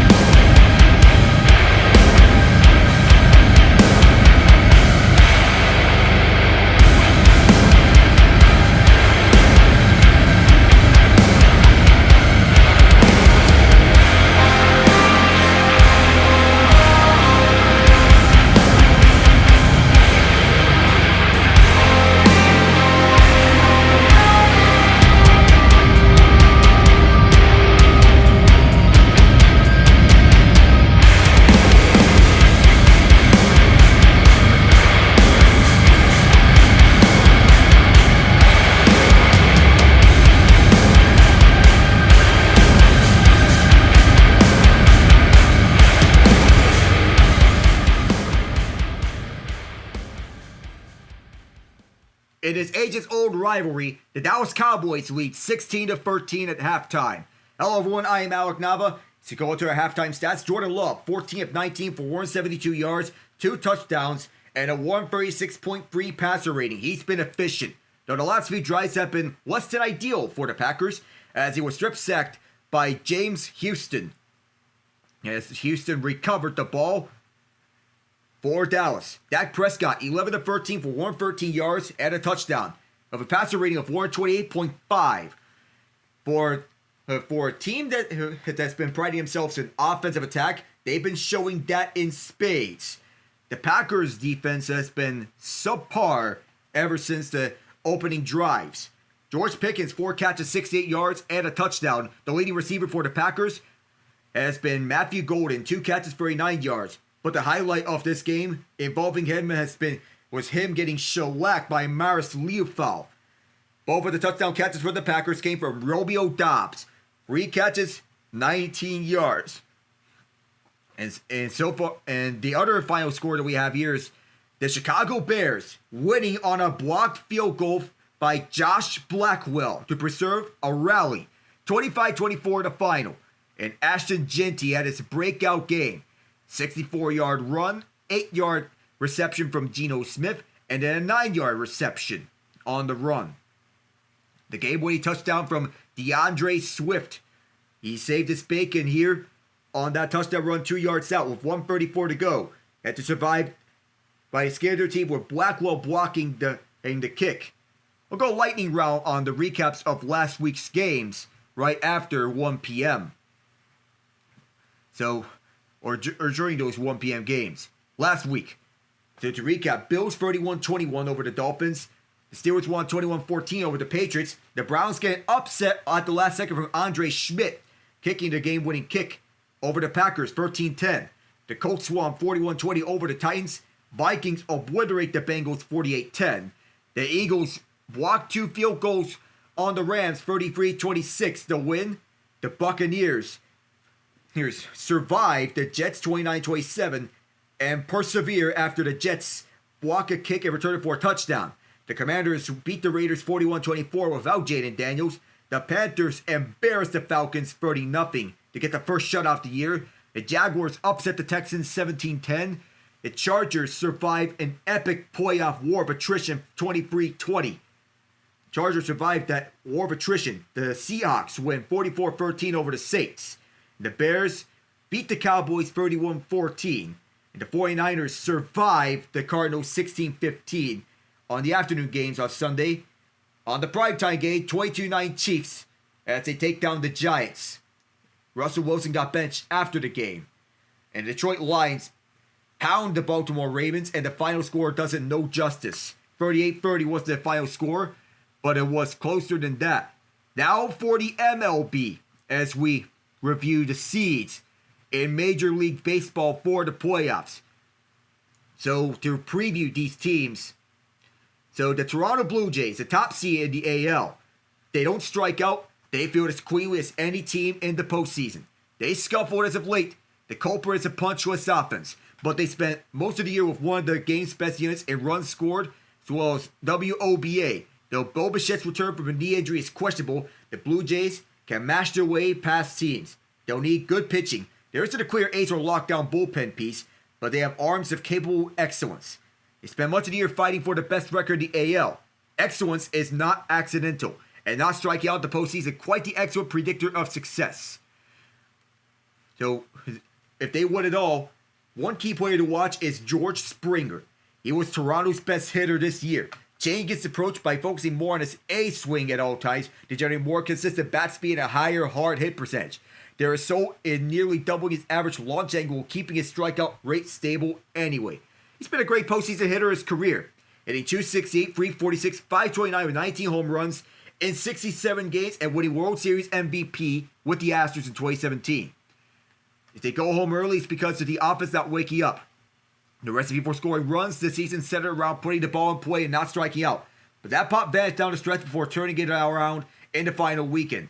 And the struggles correspond with Bichette going on the IL and both Bichette going to the IL. Vlad Guerrero Jr. and Springer were two of the best hitters in the AL this year, but Toronto clearly missed Bichette. He hasn't been clear to begin running. Jeff Hoffman is going to be under the microscope, and nobody is going to know what to expect from him. Hoffman was bad in May, July, and August. Pretty good in the other months, and on the whole has allowed way too many home runs, absorbed way too many blown saves in the first season of a 3-year, $33 million deal. So now, how far the Blue Jays advance in this year's postseason will rest largely on his right arm. A close-up, indeed. True outcomes baseball got you down. The Blue Jays fulfill all your balls in play needs. Toronto put the ball in play in 81.7% of their playoff appearances, first in the majors and the highest percentage by an AL team since the 2017 Astros. Here's a connection. Springer played for both teams. Both well for Toronto. So now, see, go. Well, on second thought, I'm going to preview the wildcard matchups. I did preview who's the seeds here. We'll be right back for the second half. In a moment, I'm Alec Nava. Stay tuned.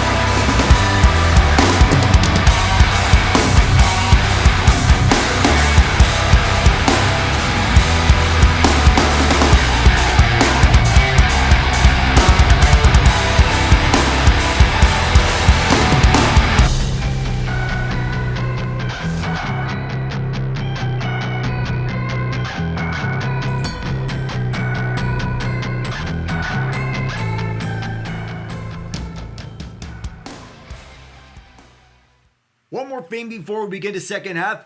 Bad Bunny is officially the halftime show lead act for Super Bowl 60. So as the official announcement was made. So as we go on to the previews of the wildcard round in the MLB postseason. One of the most anticipated ones, the Red Sox and the Yankees. The sixth time they met in the postseason, the most recent meeting was won by the Red Sox in the 2021 AL wildcard. That was the last year they used a single game wildcard format, in which the Red Sox won 6-2. Boston went 9-4 against their arch rival, including 5-2 at Yankee Stadium, as the Yankees will host this pregame series. The Red Sox won 8 of their first 9 meetings with the Yankees, did so authoritatively, and scoring New York 54-31. But the Yankees claimed 3 of the final 4 games, holding the Red Sox's offense to 12 runs in the process. New York got solid outings with Max Fried and Carlos Rodon in 2 of those wins, and both of the Southpaws will be huge in the goal for the advance into the ALDS. Garrett Crochet is the player to watch. He's the Red Sox's ace and the Game 1 starter. It's the Yankees 4 times this year. Boston won each time. Struck out 39 batters and posted a .88 whip over 27 and 1/3 innings. He's held Aaron Judge in check. Although the Yanks captain has 2 homers and 15 career at-bats against Crochet, and has to kick us up in the meantime. You get back into action before we get to the rest of this preview. Near side, it is Turpin who returns it back to the 30. And so you go back to the preview after Yankees and Red Sox. Winning Game 1 is paramount in a short series. The Red Sox have to be feeling very confident about their chance to grab control of this series early with their Cy Young contender on the mound. Ryan Schottenheimer and company leading the way for the Cowboys. Dak Prescott has not beaten the Packers since his rookie year in 2016. It's how you had Ezekiel Elliott Des Bryant, Terrence Williams on the fold as Tolbert motions all the way to the left. Williams up the middle as he gets a healthy dosage of yardage, 5 yards. As we go to the Guardians and Tigers, as the two teams met in last year's ALDS, the Guardians won in 5 games, routing for a 2-1 series deficit. It's the second straight year they met. This time it's in the wild card round. Both teams quit the playoff spot on the penultimate day of the regular season, and the Guardians get back the AL Central title. Shotgun set, two wideouts to the right. Again, it's Williams. Williams gets a first down and 8 yards as he was caught up to by Edgerrin Cooper to the 42-yard line. The division title, home field advantage, hung in the balance, and Cleveland held back their aces for Game 1 of the Wild Card Series. Get a first-rate matchup between Tarek Skubal, likely to be voted the Cy Young Award winner for the second straight year, and Gavin Williams. Williams cemented his ace stats of 1.96 ERA since August 1st. Skubal was making his first straight start against the Guardians. Somebody may have moved early, and that's Tyler Smith, the left guard. Flag is out.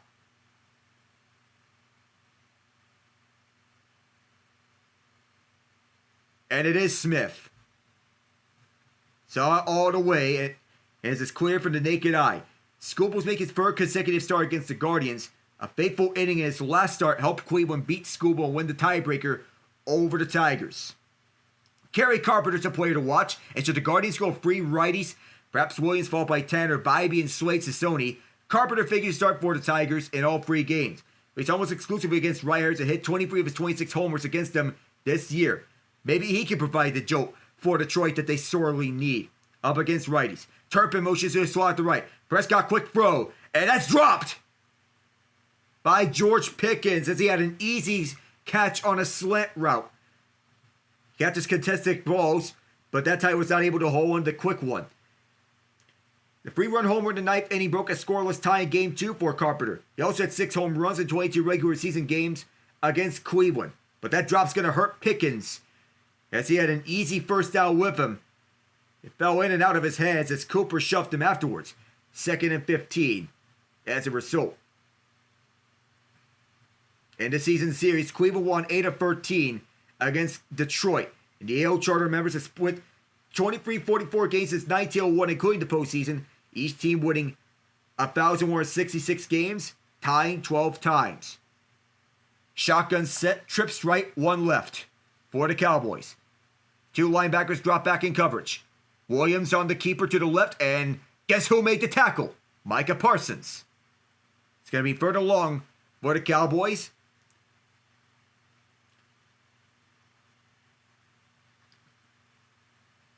As we look at the injury statuses, Miles Sanders was limping to the locker room with an ankle injury. He is questionable to return. Devontae Wyatt, non-contact injury, hurt his hamstring. He's out. Prescott, good pocket. Now steps up. He's going to heave it down the near side for Tolbert. And pushed off was Nixon, who could have had an interception. It's incomplete. Dallas took a shot downfield, and it didn't work that time around. Nixon with excellent defense on Tolbert. One-on-one coverage on the outside as Pickens was well defended on the outside left. As Tolbert was drawing the matchup with Keyshawn Nixon as Prescott stepped up into the air. And that was broken up by Nixon at the 6. And now we're showing the pull by Brian Anger as Jordan Love is warming up at the Packers sideline. Anger sends it off. Back deep is Matthew Golden trying to redeem himself from getting flattened. And that time it's actually Romeo Dobbs who replaces Golden as he brings it out towards the left sideline, brought down by Luke Schoonmaker. And Schoonmaker had to be very careful so as to not bring excessive force to Dobbs. We'll see how the Packers do on their first offensive drive. Jordan Love comes back out there. 2.5 minutes gone here in the third quarter.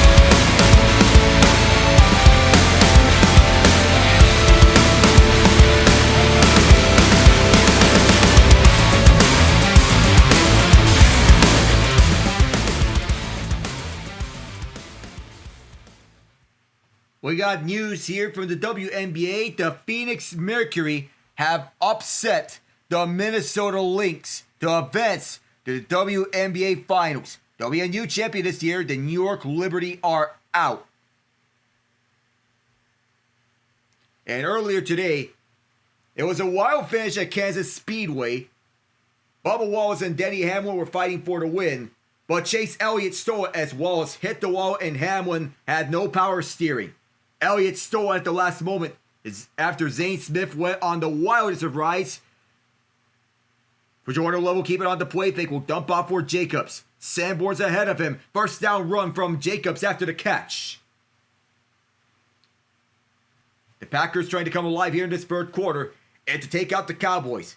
In the first 3 drives, the Packers ran 24 plays for 192 yards and they put up 13 points in that first half. The last 2 drives, they didn't get any yardage out of that on 9 plays. And predictably, no points out of it. Matt Eberflus trying to dial up pressure on Jordan Love. The first play, no pressure that time around, and he had all day to throw it. It was a dump-off pass to Jacobs. Sam Williams on the outside right on the edge. Golden motions towards the left. Here is Jacobs on the run. He manages to fight back his way to the line of scrimmage. What looked like a broken play, he turned it into a play for no gain. The Cowboy defense has intensified themselves in this game as they spotted Love taking too much time to throw the ball. And consistent pressure has helped out a lot.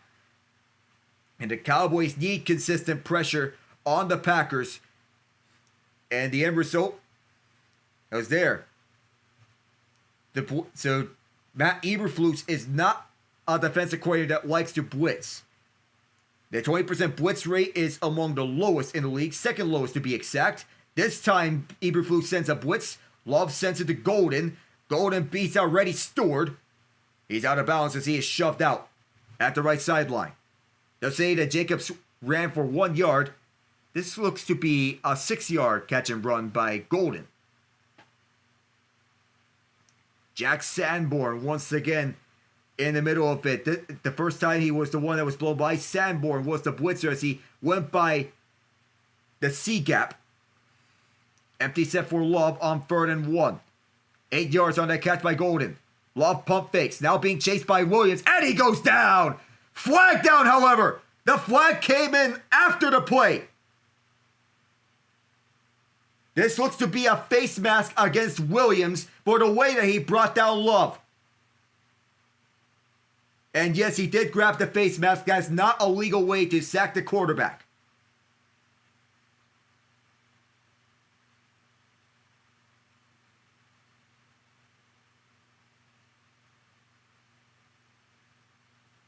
They're still discussing this, but all likelihood points towards a face mask penalty.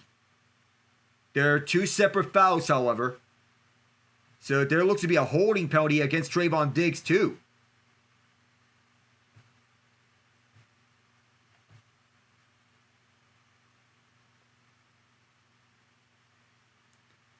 Green Bay will accept the face mask penalty.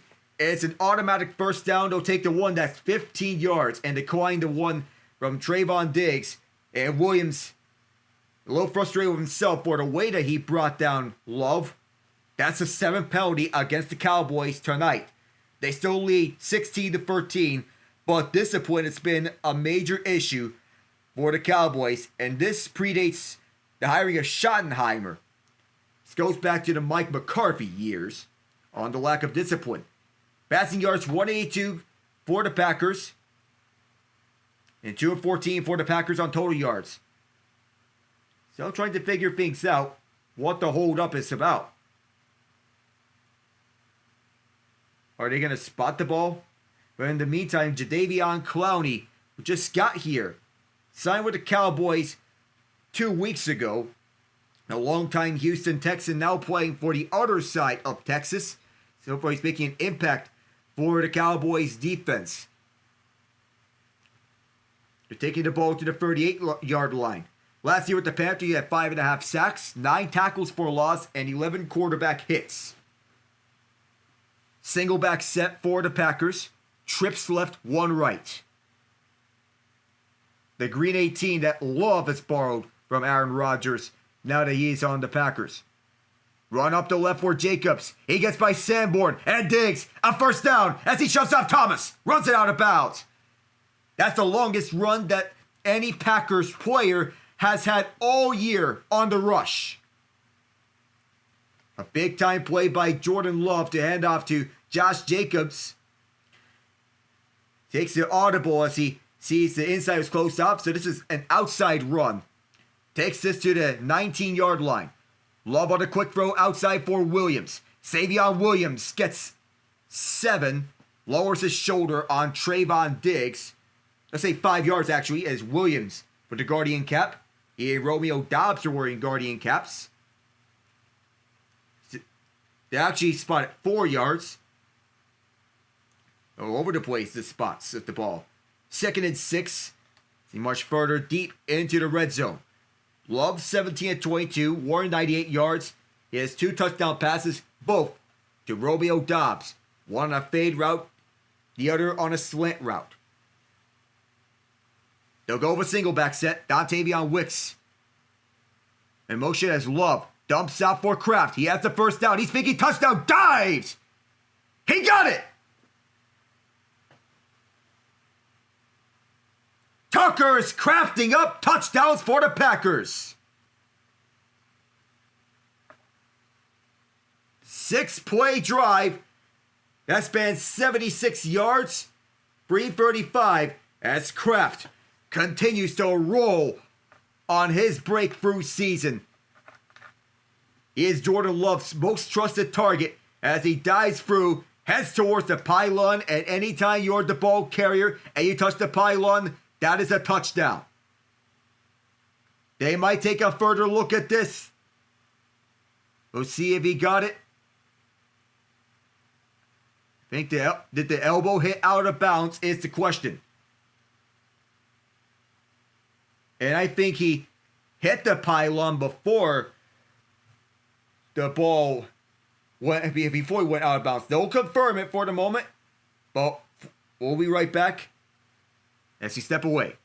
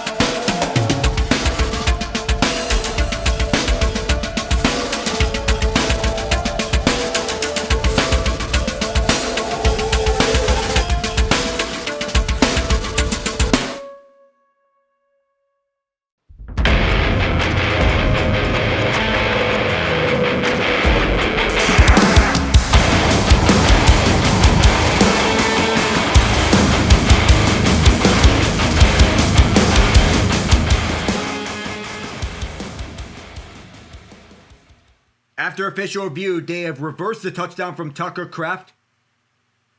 As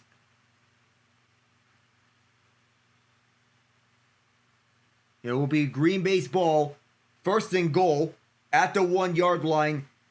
Well, just ahead the 1 yard. They'll be inside the 1. The elbow was down just short of the goal line. So it'll be first and goal from about 6 inches away. And the Packers don't need to overthink this. They can just sneak this. But the flag has come in for a false start. Well.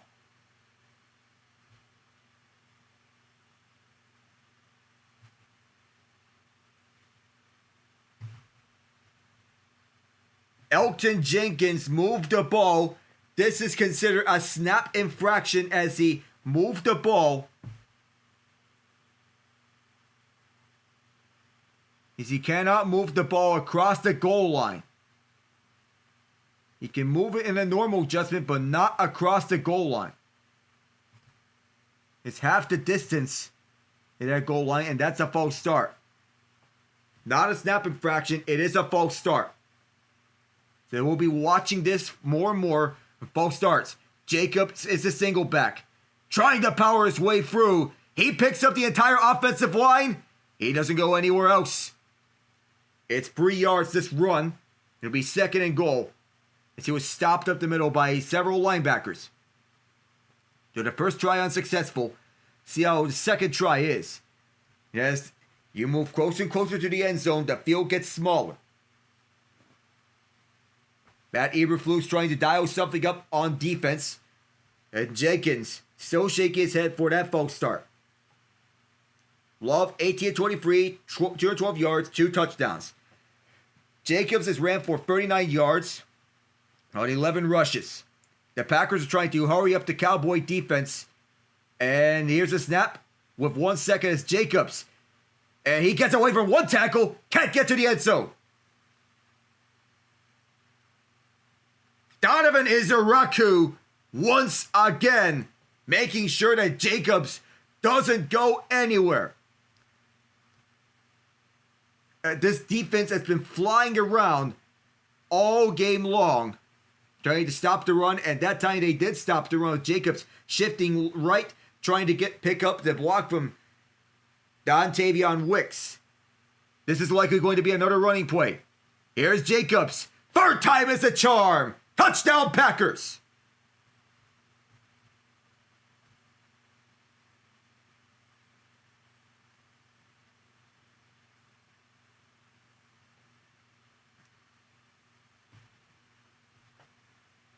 It's been a tough year for him to begin the year, but anytime you reach pay dirt, you are rewarded.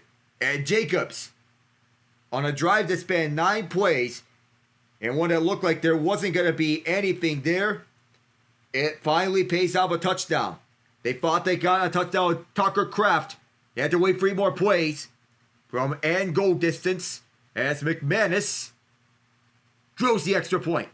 It is 20-16 Green Bay. Jacobs gets the Packers on the board here to begin this second half on this lead. So as we look at this preview between the Padres and Cubs, each team took 2 of 3 games at home and each took 25 runs, splitting to 6 games. But those games happened way back in April.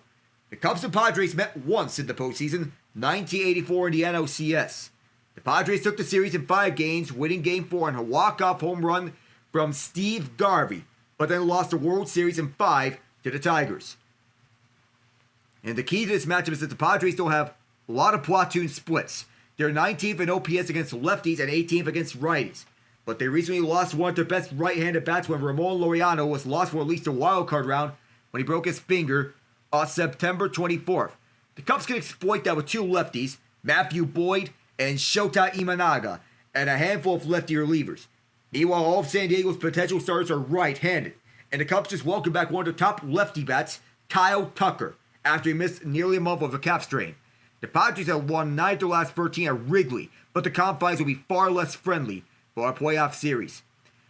Imanaga is the only starter in either team's likely 3-man rotation who has not appeared in the postseason. It could change if Randy Vasquez starts the game for the Padres, but that doesn't mean that Imanaga doesn't have big game experience.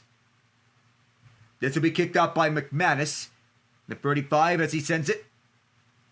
And this will be returned or not.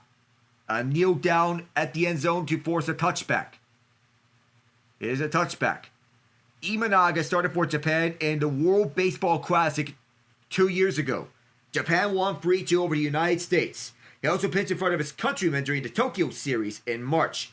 In the 3 career starts against the Padres, Imanaga has allowed 3 earned runs with 19 strikeouts in 19 1/3 innings. Dodgers and Reds are the only other matchup.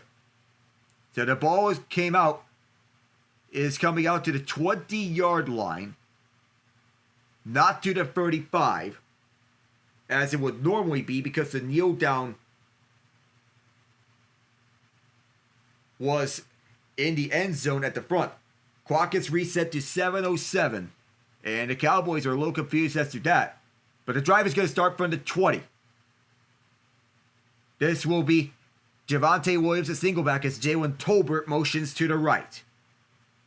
Prescott a straight drop back. Feels the pressure to him. Throws to Jake Ferguson behind the line of scrimmage. He is crowded up to by 3 defenders, including Evan Williams. Aaron Sorrell, one of the rookies, also catches up with 5 players on the defensive line. And that included one of the linebackers who was covering Ferguson, Edgerrin Cooper. Trying to get that out and throw it off.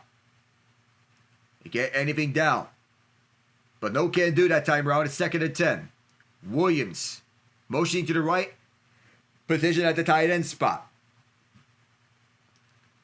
Packers send 5 after Prescott, who throws towards the middle, which is caught on a high pass. Gain of 4 by Tolbert. That was one of his first looks. Between the Dodgers and Reds, the Dodgers dominate the head-to-head meetings with the Reds, winning 5 of 6, outscoring Cincinnati 30-15. They have just one previous meeting in the postseason, having scored off in the 1995 NLDS. The Reds, led by Barry Larkin, future Hall of Famer and NL MVP at the time, they swept the series in 3 games, outscoring the Dodgers 22-7. 3rd and 6. The Cowboys have yet to convert on 3rd down, 0 for 4 on their first 4 attempts. 5:45 to go here in the 3rd. Packers setting the blitz after Prescott. He's feeling the pressure. He's one towards the left. And toe tapping down is Turpin! Who said George Pickens was the only one doing that? Turpin can do it too. He comes back on the comeback route and gets his toes down. If Carrington Valentine in coverage and Turpin sliced the feet. The explosiveness of his speed on full display that time of a dazzling catch. Williams up the left to get 4. And that replay's got to look nice. Despite a significant difference in the season records, they are both evenly matched, the Dodgers and Reds in categories. Similar ERAs and opponents average, 386, 395, Reds and Dodgers respectively. And batting average, 233, 232, Reds and Dodgers respectively. 2nd and 6.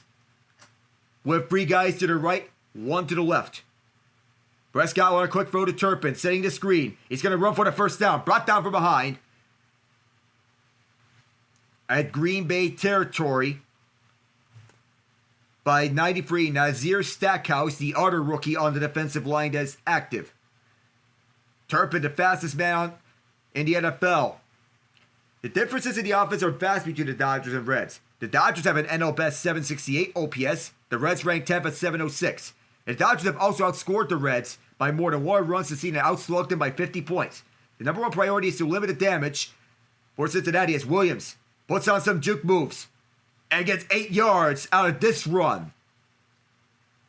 Javonte Williams gets some more space on the cutbacks.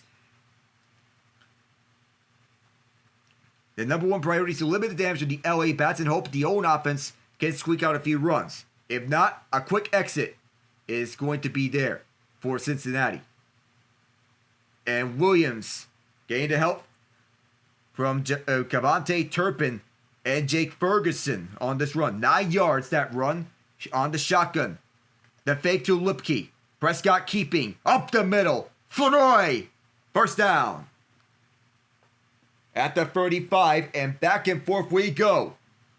Ryan Flournoy Play to watch for this series, Shohei Ohtani. It's his first two-way postseason. He's a chance to truly dominate the series. It's unclear how the Dodgers use him as a pitcher, but his 2.87 ERA, 11.9 strikeouts per 9. This season speaks to how he can cause headaches for an offense, no matter his role on the mound. In 2 straight 50-plus homer seasons and 3 straight seasons with an OPS north of 1.000, his game-changing at-bat is an ever-present weapon. Dak gets 5 for 5 with 32 yards in this series. Low Statue of Liberty, here's Flournoy on the end of the round. He gets a first down, 13 yards on the run. To the 23-yard line they go. That puts the Cowboys in scoring position off this end around with a block from Luke Schoonmaker. That passes all the first options. Excellent blocking by the Cowboys to set things up. 8 plays, 57 yards for the Cowboys as they are going methodical on the Packer defense. 2 left and 2 right on the shotgun set for Dallas. On the spread set of downs. Prescott looking. He's going to heave one to the end zone. Near side Pickens. Incomplete. He almost had it. Keyshawn Nixon in coverage. Cavante Turpin was wide open. He had a walk-in touchdown at the far side. Instead, Prescott went towards Pickens trying to go for the contested ball, and Pickens almost one-handed that. Turpin visibly frustrated, saying, "Why are you throwing to him? I was wide open!" CeeDee Lamb was in disbelief.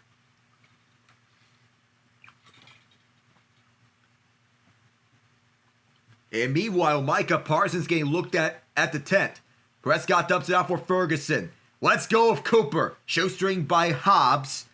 Clock continues to roll. As it was tackled inbounds, it'll be 3rd down and 1. We'll see what is the designation for Parsons. It looks like his low back is the primary area of concern. He was at the tent.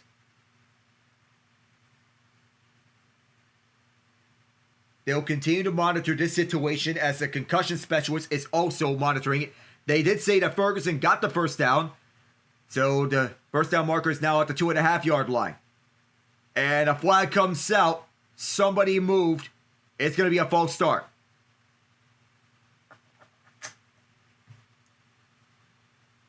Schoonmaker.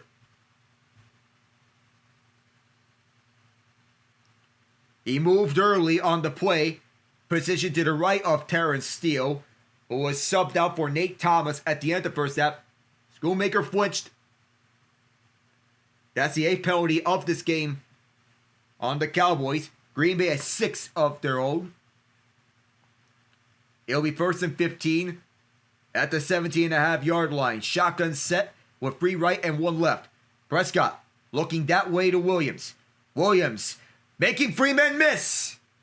And a hard-earned 10, maybe 9 or 10 yards, depends on the spot, but Williams continues to dazzle this year with the Cowboys. As he makes Edgerrin Cooper miss, Evan Williams and Xavier McKinney miss. That's 3 guys in which he juked out all the way through past the 10-yard line. Ball is at the 8. 9 yards on the screen for Javonte Williams. Motioning left is Ferguson. Prescott to throw again. To the end zone. Caught! Touchdown! Jake Ferguson! His first of the year! Right up high! 12 plays for Paydirt. Got the advantage on the outside left one-on-one with Nate Hobbs. If you put a cord on him, not big enough to cover a tight end. And there's going to be that size mismatch up against that tight end. Tight ends have evolved throughout the years. And they've been evolving into receivers. And Ferguson is showing exactly that. With 34 seconds left, the Cowboys answer back the Packers' touchdown drive with one of their own. Aubrey is going to kick the extra point. Snap, spot, kick, and good. It is a 23-20 Dallas lead in the waiting seconds of the third quarter. Prescott to Ferguson. They want to get Ferguson more on the play calls, and they've done exactly that. We'll return here from Dallas in a moment.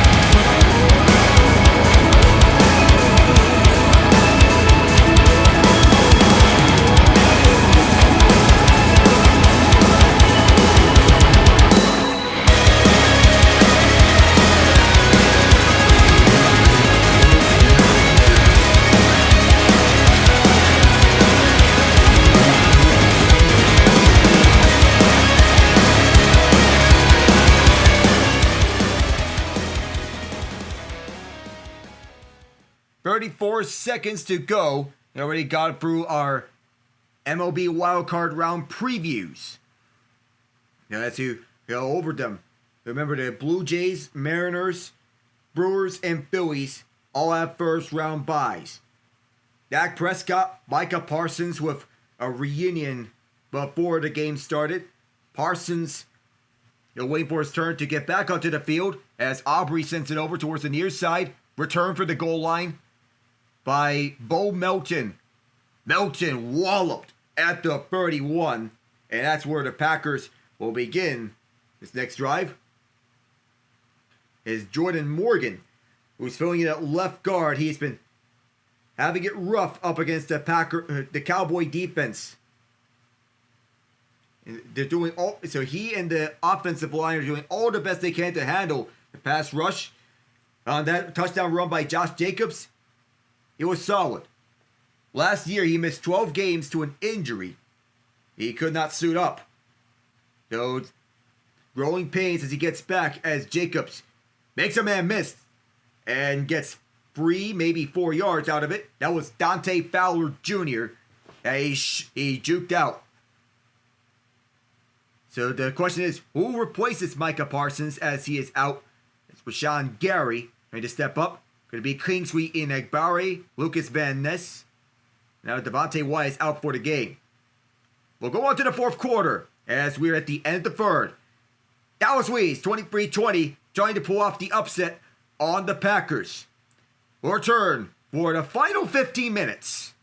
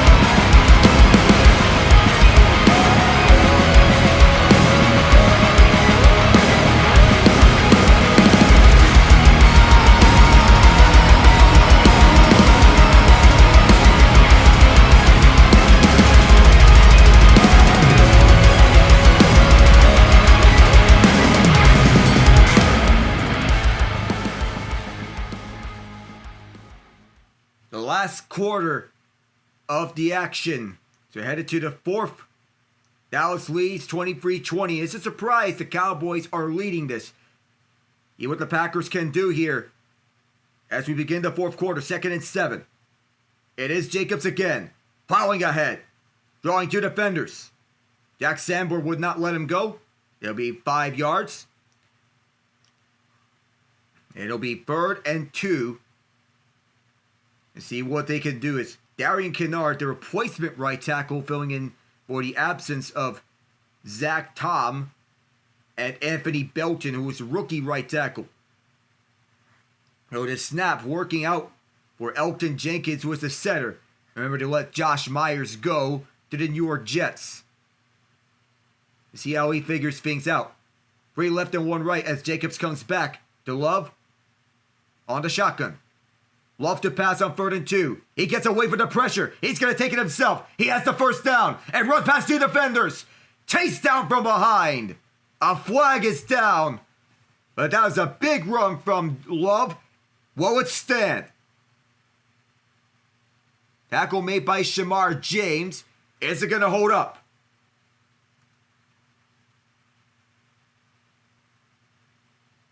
It looks like it's 6 yards past the line of scrimmage.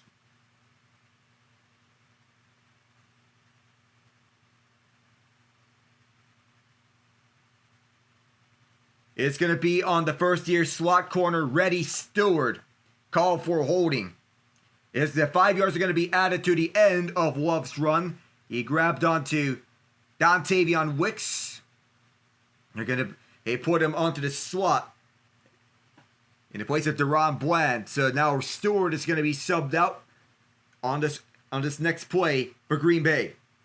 At the Dallas 32-yard line. Shotgun with Jacobs to left. Golden motions left. A blitz here. It was the Cowboys sending 5. Love had to get rid of it. Is ruled incomplete immediately with pressure on his face. We don't know where the intended receiver is. Have to check if there was an intended receiver. It said that Luke Musgrave was the closest receiver. We're taking a look to see if there was a penalty marker down. There is no penalty marker on the play. Because Love was in the pocket. Trying to make a move. He looked eerily close. The line judge and the field judge almost saw that one being caught. Cowboys send 4 this time. Love to the middle. And that's caught.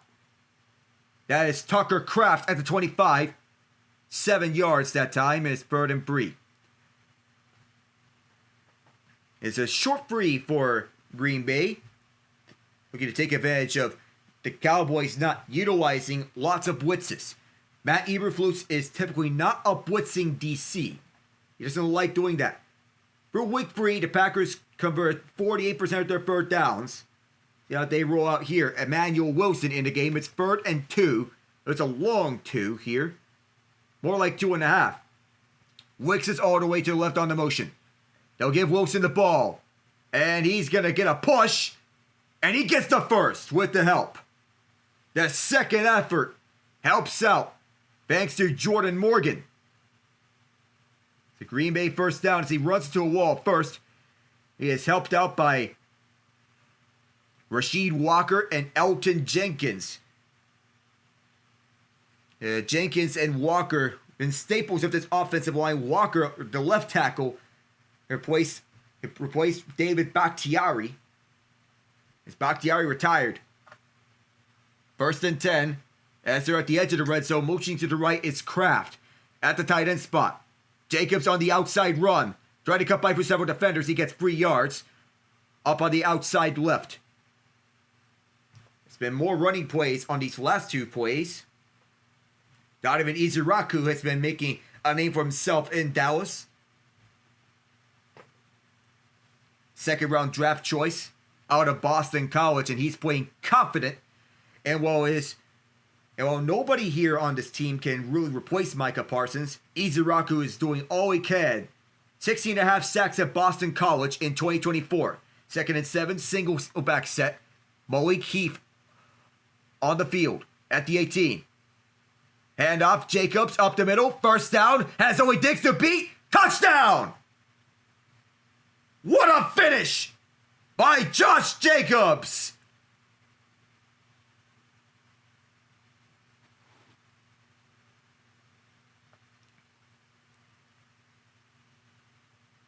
Four scores in as many games for the former Las Vegas Raider, and it was set up with the gap being set by Darian Kinnard and Luke Musgrave. And Jacobs, who got the edge on Trayvon Diggs, instead of going outside on him, he goes inside, fakes him out, and puts him lost in hockey skates. Extra point for McManus is good. The Green Bay Packers lead 27-23. 3:21 into the fourth quarter with Jacobs getting his second of the second half. Green Bay's leaning more towards the running game as he is silencing this crowd. We'll be right back.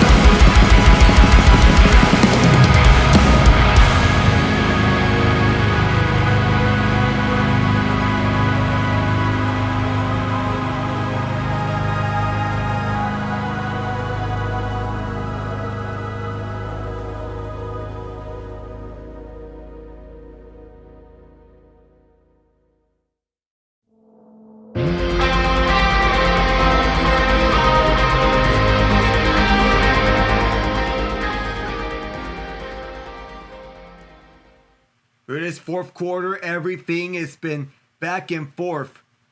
Though, this year, every game I've covered has been back and forth. And all sorts of chaos arising here at Jerry World. The kick is up and will be returned by Turpin. Doesn't even get any room. Just only able to get past the 20. So far, the fastest man in the NFL has been largely neutralized.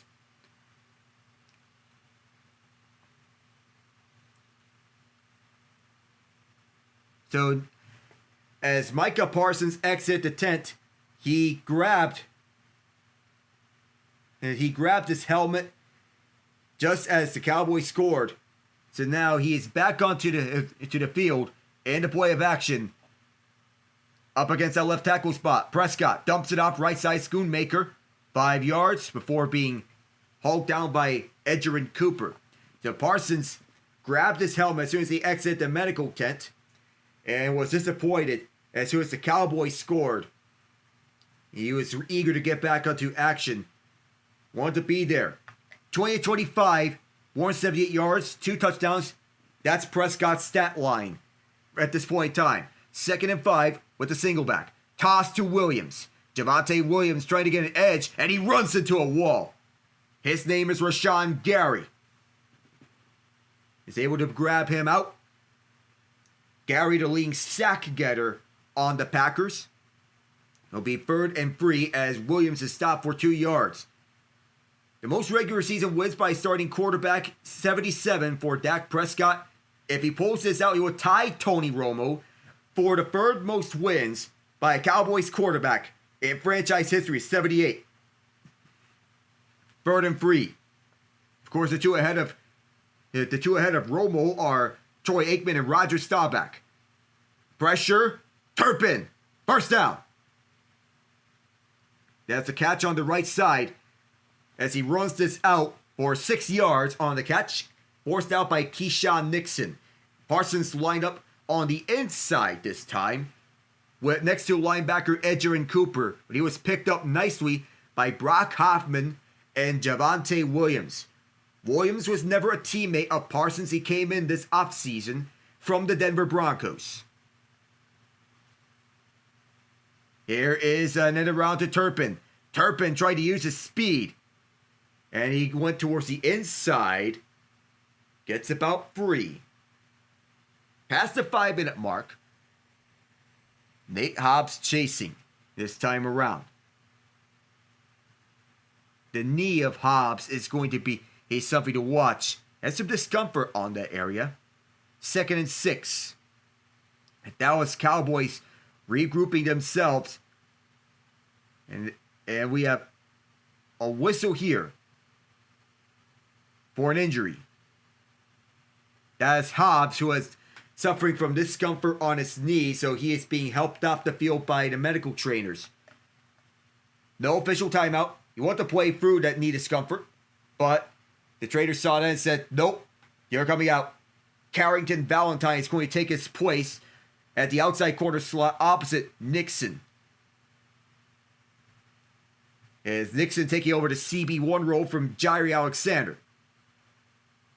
Deep drop back for both outside corners as Prescott goes to Jalen Tolbert, who is immediately wrapped up and flipped down by Nixon, as I was mentioning him. We have about 9 minutes left in regulation. Nice job with the coverage by the Packer defense. Last week, the Cowboys were 3 for 11 on 3rd down against the Bears. Tonight, they're just 2 for 6. They missed out on their first 4 3rd down conversions, but have made their last 2. That's to point out, this second half has been working out nicely for 3rd down for the Cowboys in comparison to the first half. Ryan Flournoy motions to the left. Hunter Lipke, right then back left to Prescott. Packers send 4. Here comes Parsons. Prescott steps up. Broken up. Edgerrin Cooper. He got a hand onto Lipke, and Parsons almost got to Prescott. That would have been a fitting turn of events. Parsons has been mostly quiet for tonight, but he beats out Tyler Guyton. He gets forced out by Tyler Smith, who picks him up at the last moment to make sure that Prescott doesn't get sacked. And that was an excellent pickup by Smith at the last moment. Parsons wanted to get a hand on it. The Cowboys offense on the field here for 4th and 2. Shotgun set with Turpin motioning towards the right. Prescott going to throw for it. Stepping up. Throwing middle. Gets it! Pickens at the Packer 45. He had that spectacular catch in the first half, and he's coming out big here in the second half. Prescott threads the needle perfectly as he felt the pressure from the edges. One direction from Lucas Van Ness. And Pickens slides and adjusts to make the catch. It was a low ball. That is his 5th catch. He is totaling 80 yards. He has that touchdown to catch with him. Shotgun, 2 left and 2 right.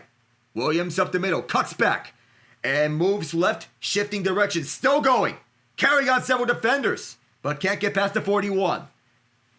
Javon Bullard stood with him and did not get him anywhere past the 41 at that time. George Pickens can block too. The Cowboys are threatening to strike, and they're doing so on purpose. 5 yards to run. It'll be 2nd and 5. To see what Ryan Schottenheimer and Quentin Adams dial up, and what has been a surprising offensive shootout. Jake Ferguson to the left of Tyler Guyton. On the play fake, it's Prescott of a clean pocket. Sends it towards the left, over the head of Tolbert. It is 3rd and 5 now. He had that one, but missed his target. And very rarely does he miss it. It's man-to-man coverage the entire way. If Tolbert going on a deep crosser route on the play fake. A little bootleg, but just missed the target up ahead. Oof. 3rd and 5 with Ferguson motioning to the left of Guyton. Edgerrin Cooper is an edge rusher in this situation. Usually he's an inside linebacker, but now he's positioned on the edge. This is likely going to be man-on-man defense. Carl Brooks catching up to Prescott. Another block. Flag down. Catch. And the shoestring tackle by Evan Williams on Jake Ferguson. This will have a significant impact on where the Cowboys are depending on the penalty. In all likelihood, it's going to be a hold against the Cowboys. They're going to replay 3rd down. In all likelihood, it's going to push them back 10 yards. I think it's going to be TJ Bass. Oh, defensive penalty.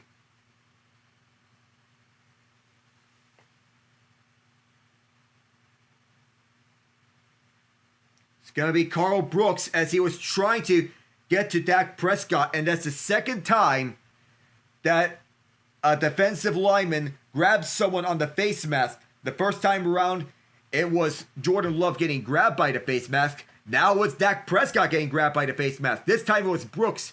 And I thought it was TJ Bass going to get called for a holding penalty, but not here. That's the 7th penalty against the Packers in this game, and penalties have been a staple throughout this contest.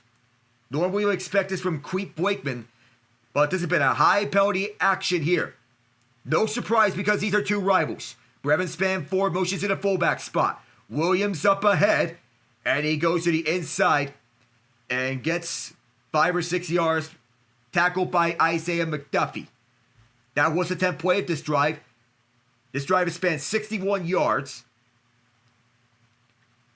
And the way that Williams is running the ball, similar in a way to how Josh Jacobs is running the ball with the Packers. 71 total yards for Williams as the Cowboys are in the red zone at the Packers 16. Motioning left is Brevin Spann-Ford still out there. Single back set. 2 tight ends on this action for this play. This will be Williams again. Williams has the first down, gets another block, and a touchdown saving tackle from Williams. Williams on Williams inside the 5. And ironically, they both have the same jersey number, 33. And the last name is Williams, as Evans stopped Javante from getting to the end zone.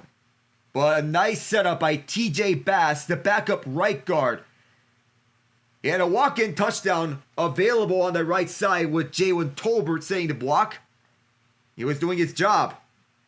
Ball at the 3-yard line in the red zone. The Cowboys have converted all 3 times in the red zone. Williams looking for the lead. Dives! Short! By several inches. In this running 4th quarter clock, things have been taking absolute chaotic moments, one on top of one another. 5:10 to go here in the 4th. It's Prescott signaling an audible behind his back. And that's exactly what they did on motioning an audible here, and an excellent job by Prescott on doing that. Ball at the half-yard line. They're trying to tire out the Packer defense here on 2nd and goal. Direct snap to Williams. Touchdown! But a flag is down. It's on the near side. It looks like an offside call. This may be a free play.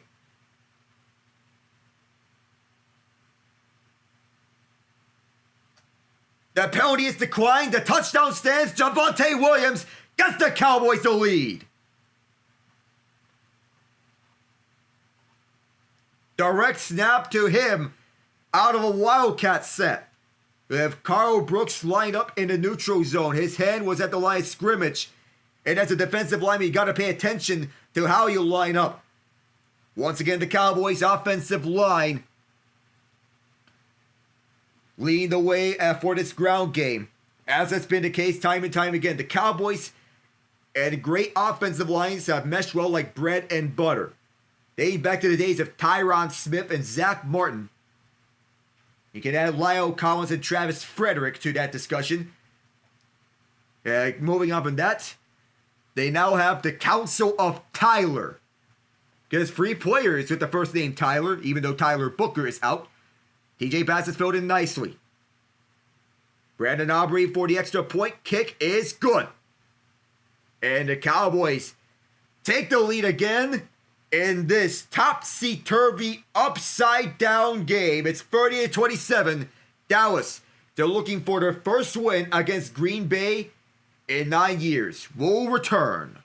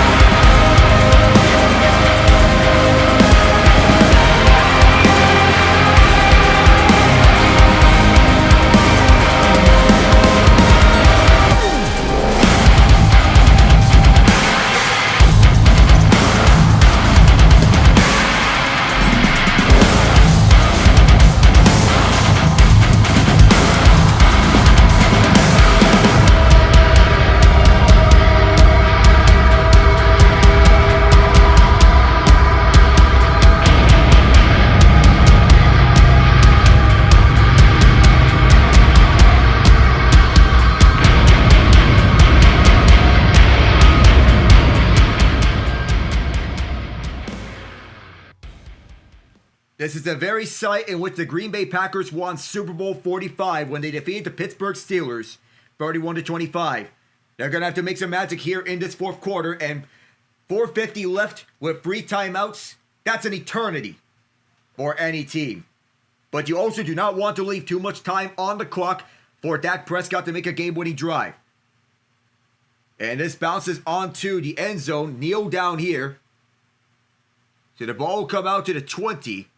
Xavier Williams taking a knee, and Jordan Love and company will start from the 20.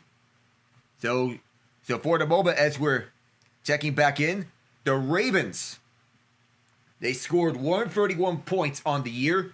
They allowed 133. Doesn't seem real, but with how bad their defense is, it's no surprise that they are 1-3 to start the year.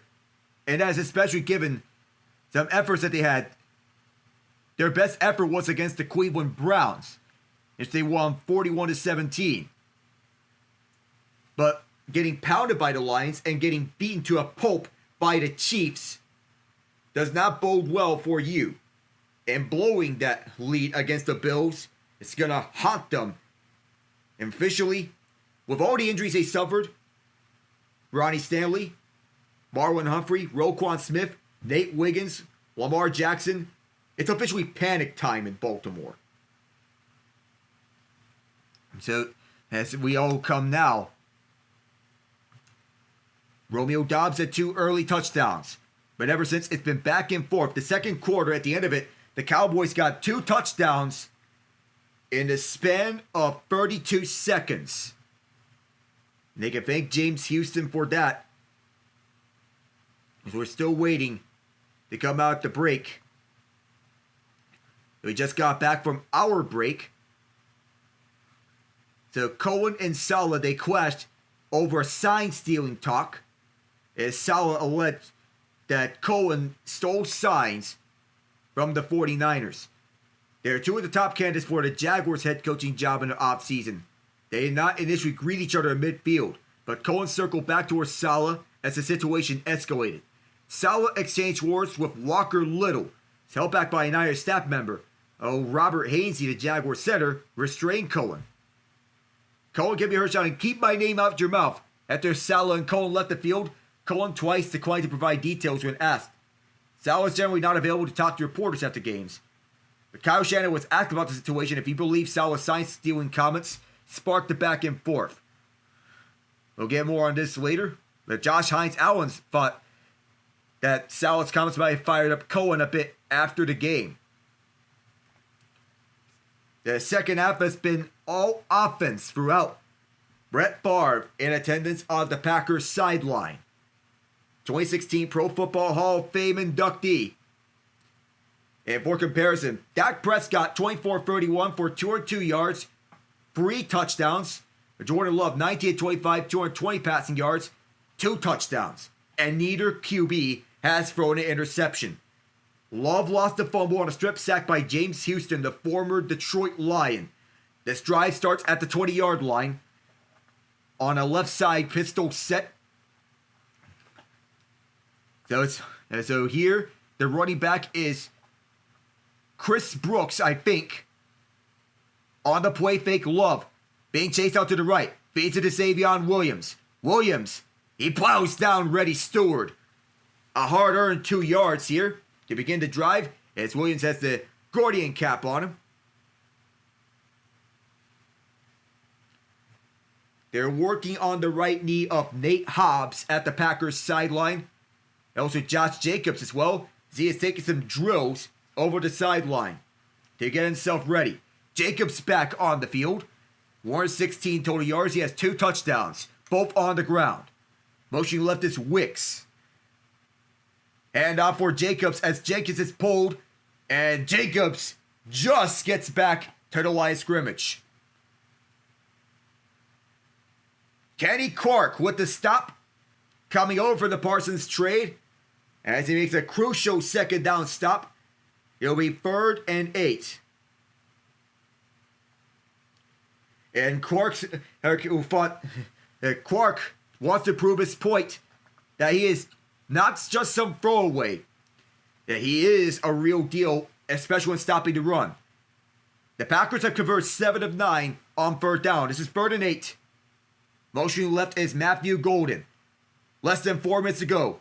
Love to throw at the Cowboys blitz to the right. And got it! It's Dobbs! As he beat out one of the defensive backs on the Cowboys. Where art thou, Romeo?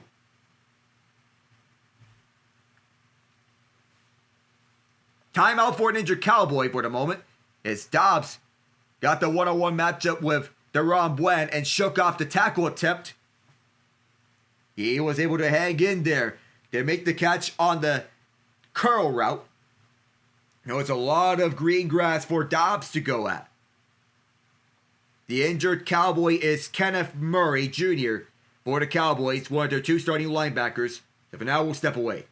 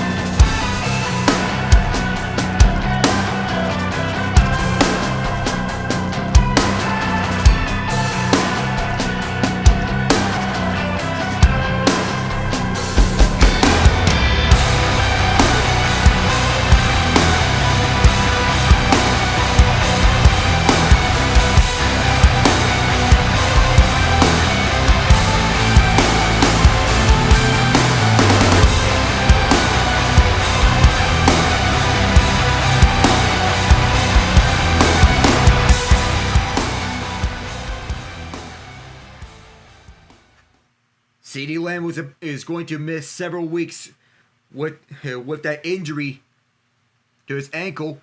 It's Kenneth Murray. He got hurt. That looks to be an ankle injury. Dante Fowler Jr. also involved as Love. Clean pocket. Now he spikes it to the dirt as Fowler was pressuring him. There is a receiver in the area. They're going to point. As Fowler, he was rushing up to Love. As Murray, without his helmet, as he has some tape on his left foot. Trying to do some drills while testing that left foot to see if he can be ready to go for the rest of this game in the case if there's going to be overtime. 3:34 to go here in the fourth quarter. The Cowboys were involved in an overtime game earlier this season. They won that on a walk-off field goal by Brandon Aubrey against the Giants. Love rolling out left, dumps it off, and here's Wilson. Wilson gets around two defenders, rushes for the first down. On to the Cowboys side of midfield. 3:20 to go. The Packers taking it slowly and methodically. Jordan Love, 22 of 29 for 253 yards, 2 touchdowns. The pass defense has been falling apart for the Cowboys, which has been a common theme here. Less than 3 minutes to go as Green Bay is marching onto Dallas territory. They're past midfield. Motion right is Xavier Williams. Wilson takes the rock up the middle on the shotgun to the 45 for 3 yards. As the Packers are faced with this situation, in all likelihood, they are going to have to kick the field goal if they don't decide to go for a deep strike. They'll call it 4 yards as Jacobs is on the sideline. Packers trail this one by a field goal. As Jordan Love wants to finish off this drive with 6. Matthew Golden motions towards the right. On the play fake, Love being chased by Iziraku. And this one is dropped. Oh, a late hit! Leofo on Emmanuel Wilson. After Wilson dropped the pass, that's going to be a free 15 yards.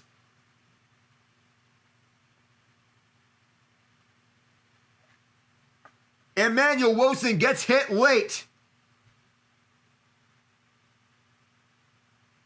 That was well after the play ended. After Wilson dropped the ball, and that's poor discipline from Leofo, and that gets the Packers in field goal range.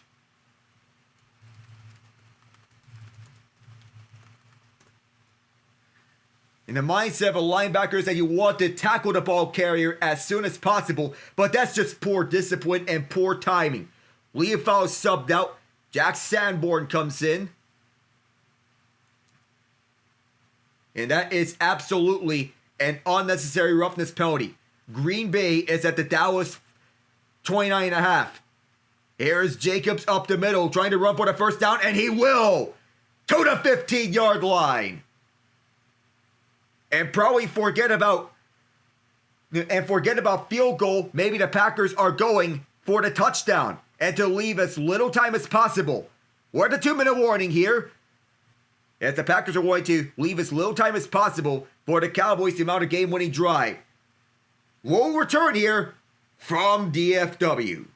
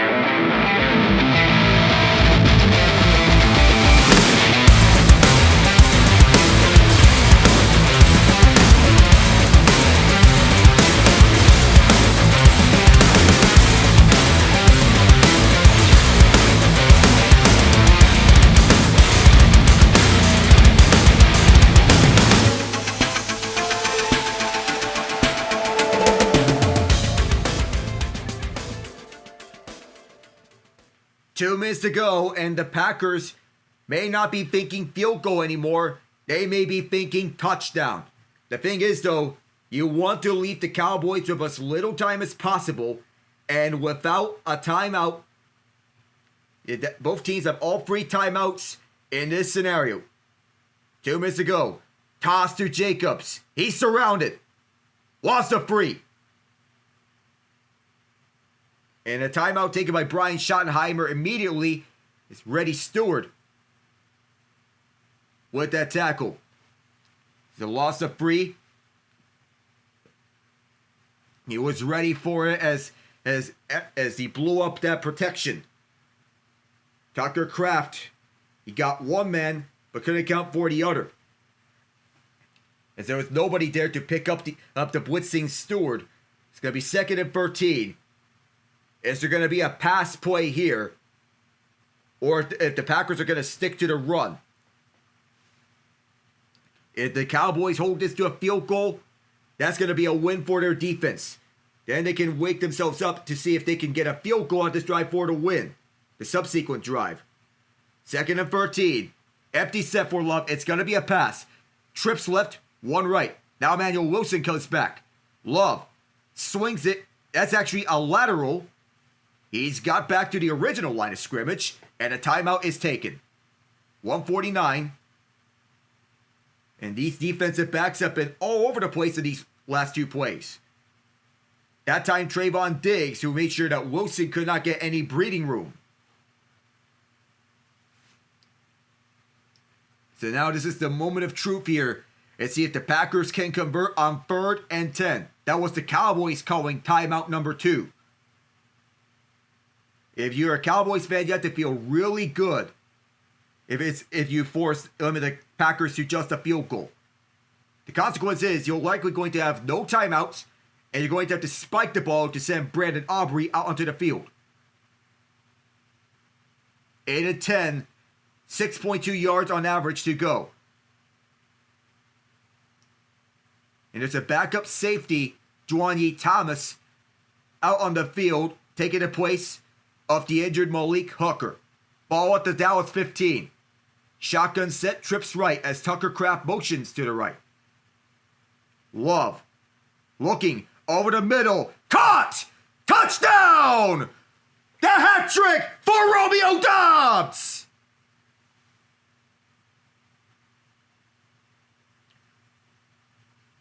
Green Bay is letting it rain! What a night for this kid!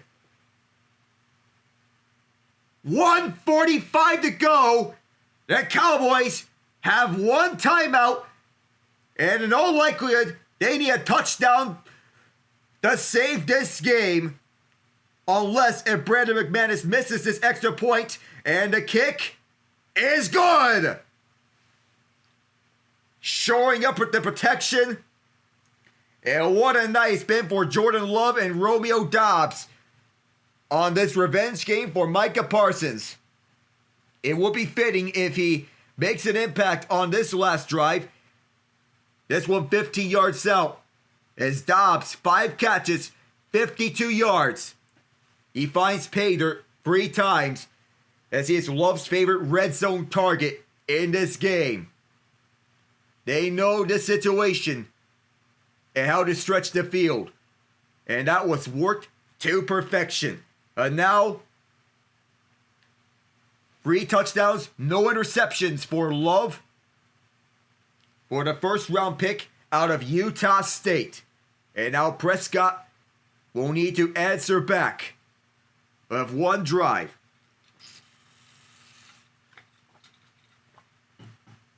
On 7 targets, Doubs has his first career hat trick game.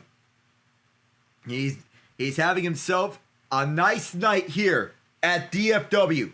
Everyone's getting set up for what's going to be a wild ending. Dak Prescott's ready. Javonte Williams is ready. But you can assure that a certain guy on Green Bay is going to be ready. He's yet to record a sack in this game, but there's the anticipation looming that it's going to happen. The kick is up. It'll be Cavante Turpin returning. At the 1 yard line, Turpin running back on the far side. He gets a block, takes it back to the 46. Excellent field position for the Cowboys to start at. Let's see how Prescott can take this. He has 7 game-winning drives starting in the final 2 minutes of the fourth quarter or overtime in his career. If there's going to be magic here, and now is the time to do it. But to account for the man wearing number 1 for Green Bay, he can line up anywhere, inside, on the edge, of either side. On that box, George Pickens motions all the way to the right. Packers bring 4. Prescott spikes this to the dirt. It was out of his hands. There was no whistle. They're going to rule it incomplete. They have ruled it incomplete.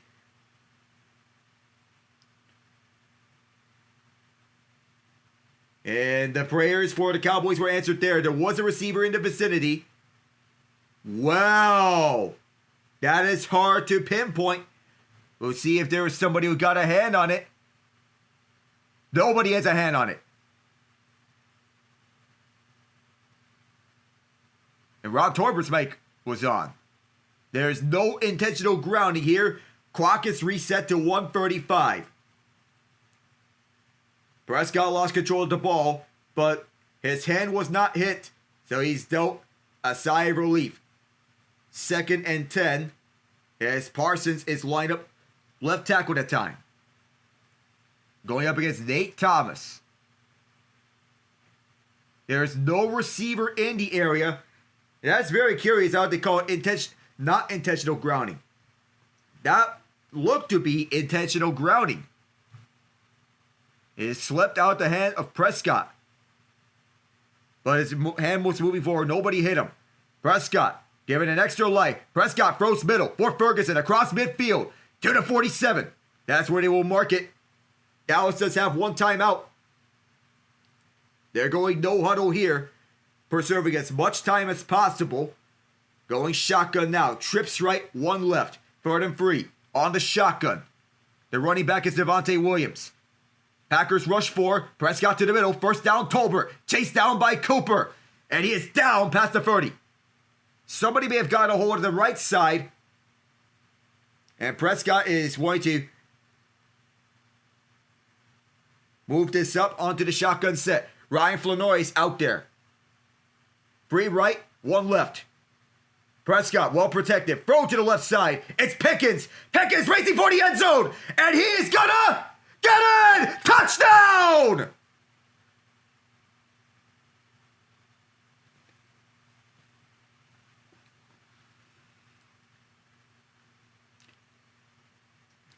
GP3 runs it deep. Dallas takes the lead on play number 3.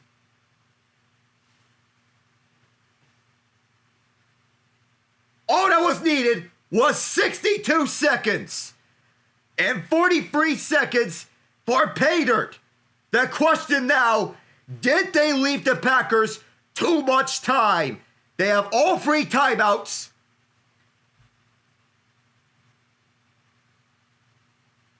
And everything has turned upside down in this game. Brandon Aubrey, an extra point from getting them up by a field goal. Good. The lead is free with 43 left. What a game in this.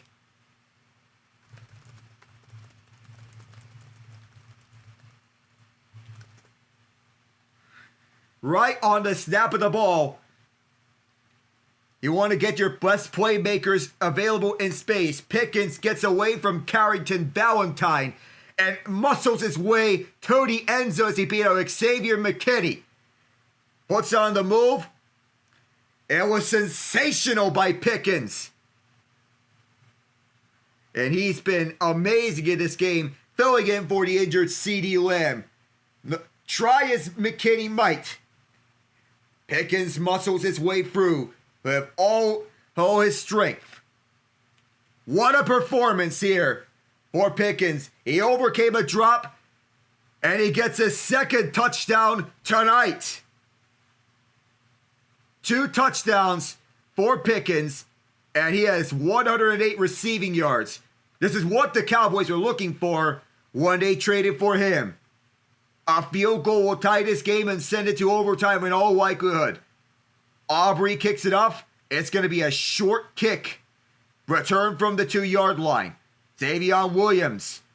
Oh, he goes towards the middle. That's a big mistake. He carries a pile to the 25.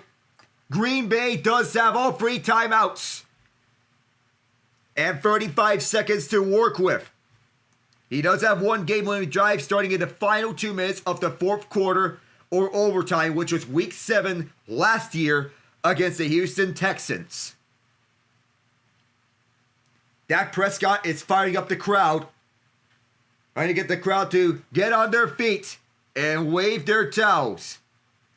37-34 Cowboys.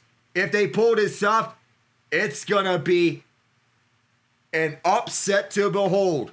The drive starts at the 26. They must get to about the 38-yard line.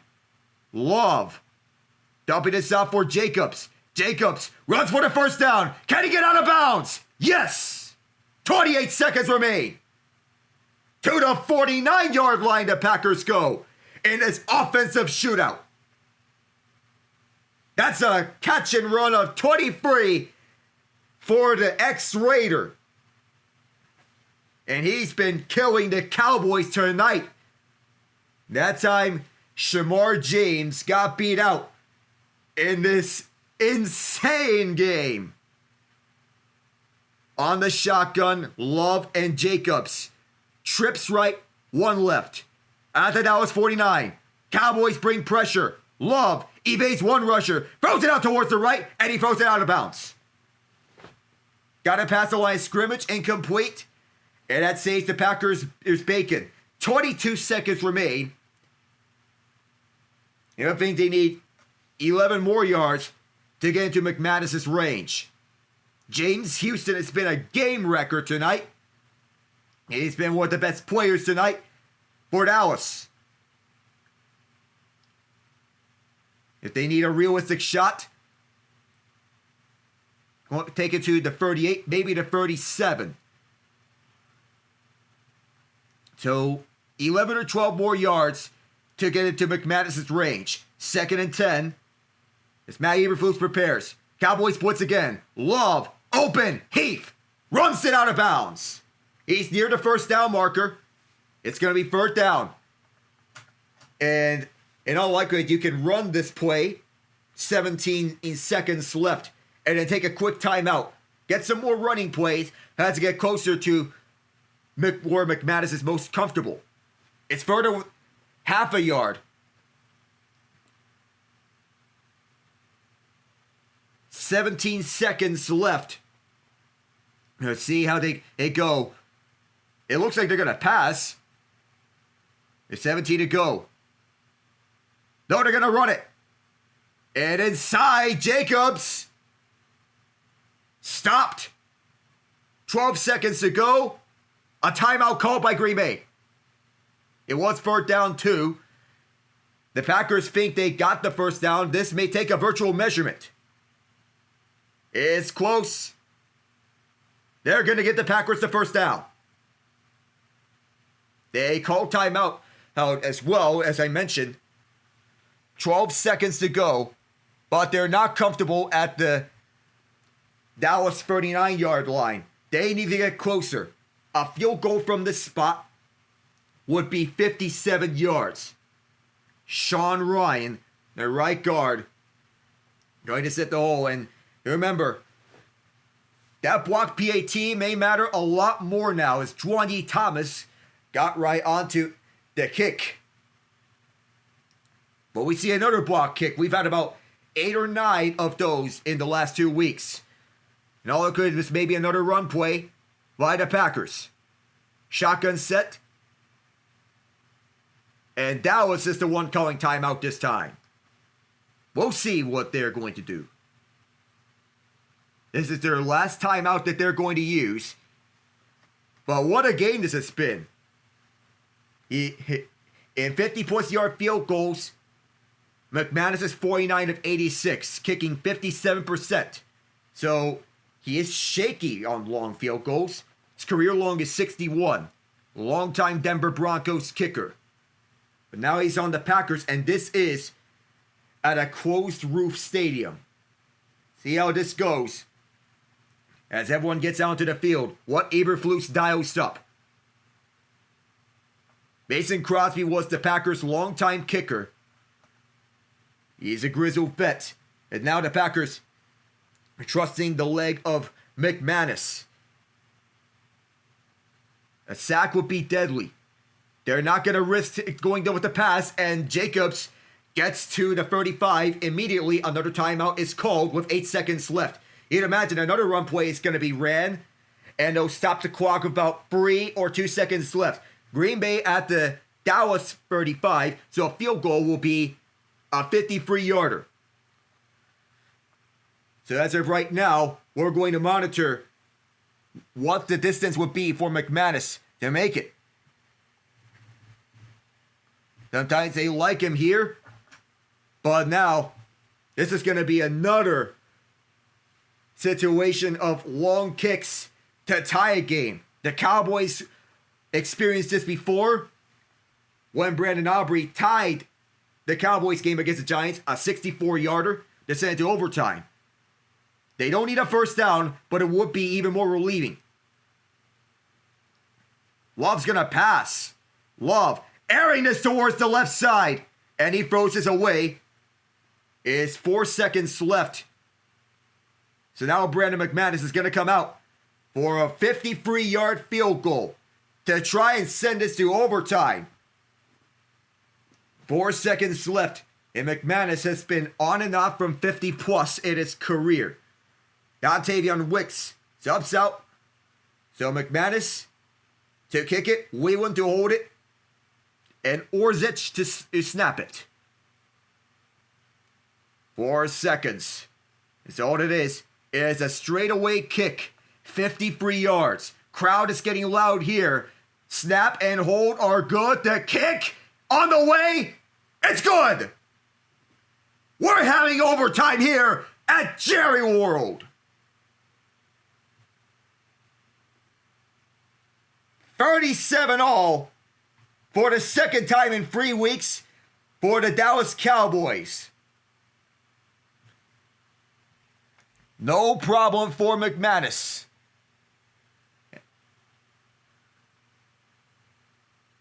And that kick burnt a lot of time. And McManus is relieved at that. So overtime is next. We're going to have the coin toss up next. This is the second overtime game of the season.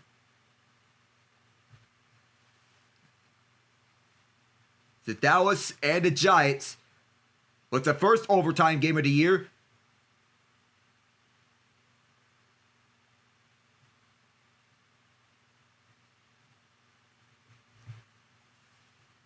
So each team will have the opportunity to possess the ball unless the team kicking off to start OT scores a safety on the receiving team's initial possession or tie runs out during the first possession. If teams are tied after one possession each, the next score will win the game. The game can end a tie. Each team gets 2 timeouts. All replays are from the New York Control Center. It'll be 1 10-minute period. Heads, it's a call from the Packers. The Packers won the coin toss. And they will receive it.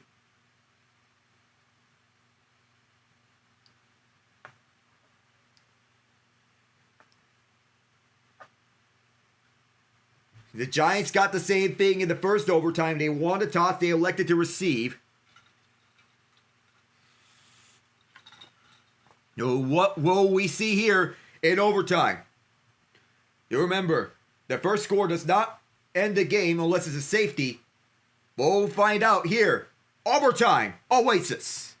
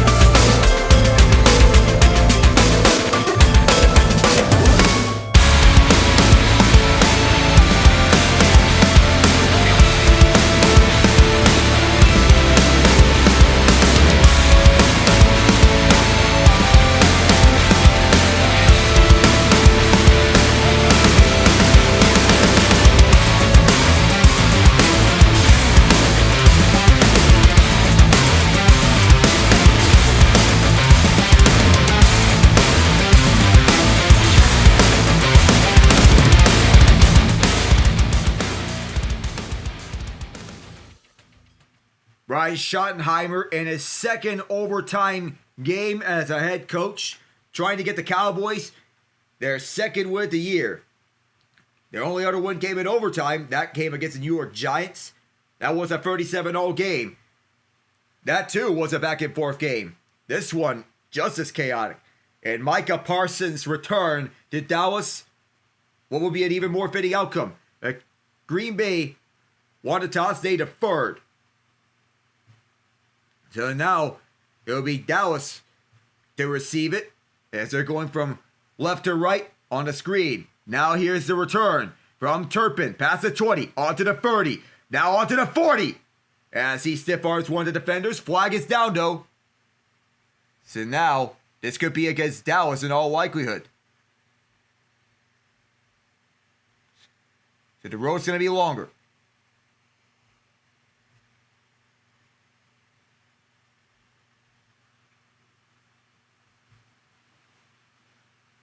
So McManus is shaken up. That's going to be a huge development.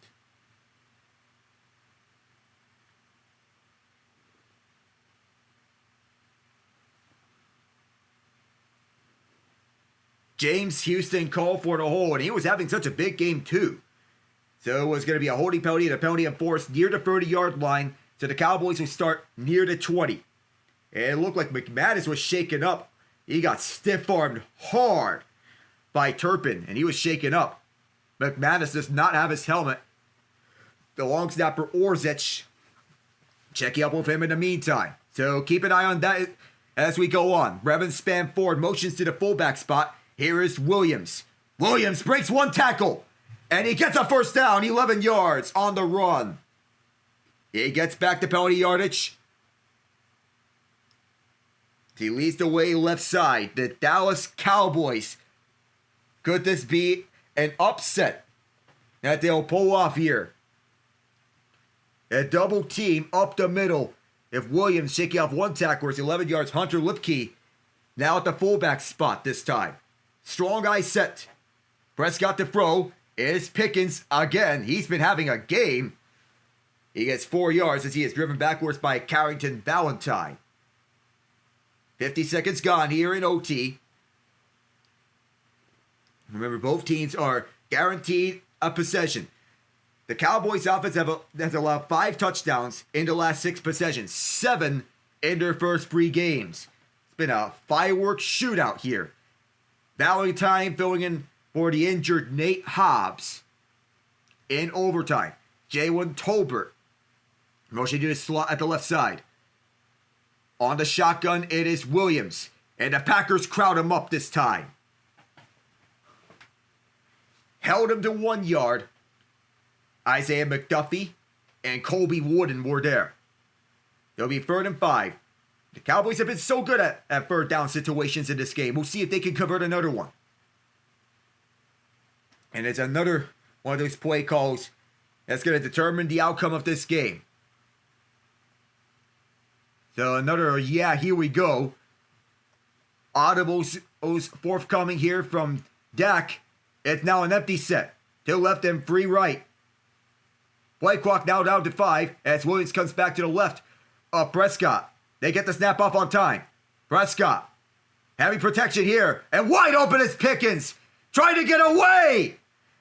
And he is forced out by Cooper.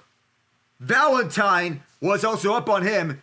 And that's taken up just over 2 minutes of clock here in OT. A big time throw by Prescott. And a big time block by Nate Thomas right on Micah Parsons as he denies any lane to Dak Prescott. George Pickens gets open at the most opportune time as Valentine misread the route. 8 catches, 134 yards, 2 touchdowns for Pickens. Reverend span forward in motion. On the play fake, Prescott dumps it off for Schoonmaker. And he is brought down by Valentine out of bounds to the 39-yard line. A touchdown is big, but you want to get points on the board. A field goal will be big for the Packers. So far, defense has not been on either team's calling card. Dak may be wondering who made that play called the bootleg. as Aubrey's warming up for the kick just in case if the Packers get stuffed on this drive. Schoonmaker motions around to the left side. McKinney motions up as a potential blitzer. No blitz. Van Ness rushing up to Prescott. Trying to get away. Two rushers as Prescott airs it out towards the right side. And, oh my goodness! Jalen Tolbert, you are kidding! Inside the 5, Jalen Tolbert, 10 toes down! How about it?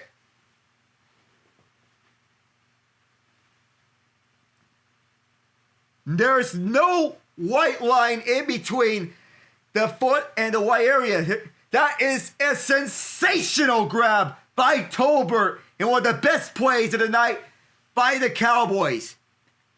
A touchdown will put them up in the best possible situation. Now a timeout's going to get called. That's the first timeout by the Cowboys. You get 2 in overtime as Parsons subs out. What in the world just happened? Parsons wanted to catch his breath and now wanted to waste their time. What in the world? What a catch by Tolbert. Oh my goodness. He faced pressure all over him. The fact they got this off was amazing. And that throw was just as good as the catch. Oh my goodness. And Tolbert came back for it from the end zone. And get back for it. That has got to be a catch of the year candidate.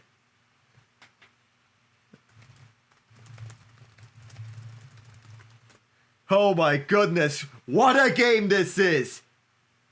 Such theatrics. Here's Williams. Can't go anywhere. To the 4-yard line where the Packers stop him. And the down and distance do matter a lot. And Parsons is coming back. Trying to disrupt another big play. Van Ness subs out. Parsons in. Bullard in. Pickens is wide out to the left. If Prescott wants to go to him to continue his big night and give him a hat trick's worth of touchdowns. 4 yards away from pay dirt. What's it going to be? It's a play fake. Prescott looks Pickens' way. Parsons chases him down and brings him down. He's down by contact. No gain on the play. Micah Parsons, it does not count as a sack, but Parsons makes an impact on the opposite side. From the right tackle side as he beats out Jake Ferguson and chases down Prescott. Prescott is down by contact. The ball came out in the end, but that was well after the play ended. His knees were down, so nobody was able to recover it. No gain. So that's officially a sack. Ryan Flournoy, wide out to the left. Tolbert's also there. On the shotgun set as Flournoy motions right. Prescott on 3rd and goal. Looking end zone and completely misses everyone. Throws it away, but here's a field goal try for Brandon Aubrey if the Cowboys want to. And they will bring out Aubrey. That was all Dak Prescott as he was running for his life. The 64-yard field goal tied for the 4th longest in NFL history from Brandon Aubrey. And even he has the range to kick from 70 yards. This is from the left hash. This field goal is a chip shot, 22 yards. It's going to be easy for him. It is short. Was there any doubt? 40-37 Dallas. But do remember, because Green Bay forced a stop, they can win it on a touchdown. The Packers have a chance to win this on a touchdown.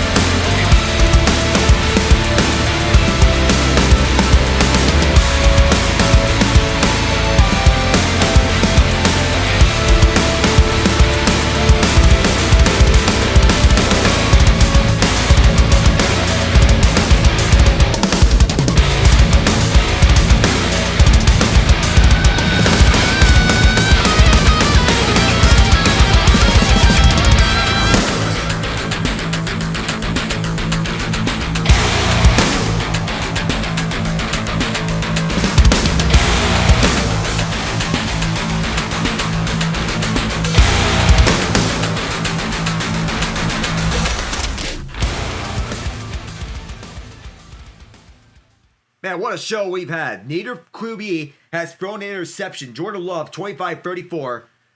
Or free passing touchdowns. Dak Prescott has free passing touchdowns of his own and a rushing touchdown. Romeo Doubs is a hat trick. His first career hat trick in the NFL. George Pickens, 8 catches, 134 yards, and 2 touchdowns. Love has passed for 302 yards. It's going to finish with north of 320 in all likelihood as the game wears on. Prescott, 31 of 40 for 3 touchdowns, 319 yards. Packers may be thinking touchdown after that, and this will be in the end zone. It bounces into the end zone as Xavier Williams takes a knee. This will start from the 20. Cowboys lead 40-37. Trying to pull off the upset. A defensive stop ends it. A touchdown wins it for Green Bay. So now Jordan Love and company having to march 80 yards instead of 65. And what a nice spin for Pickens. This is his coming out party in Dallas. The city is going to fall in love with him after this night, no matter what. There'll be a pistol set for Love with Josh Jacobs, the single back.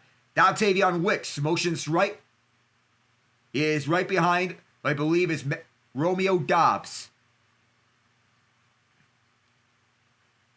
Quick throw to Wicks on the screen, crowded by Fowler, limiting him to 3 yards on that screen pass.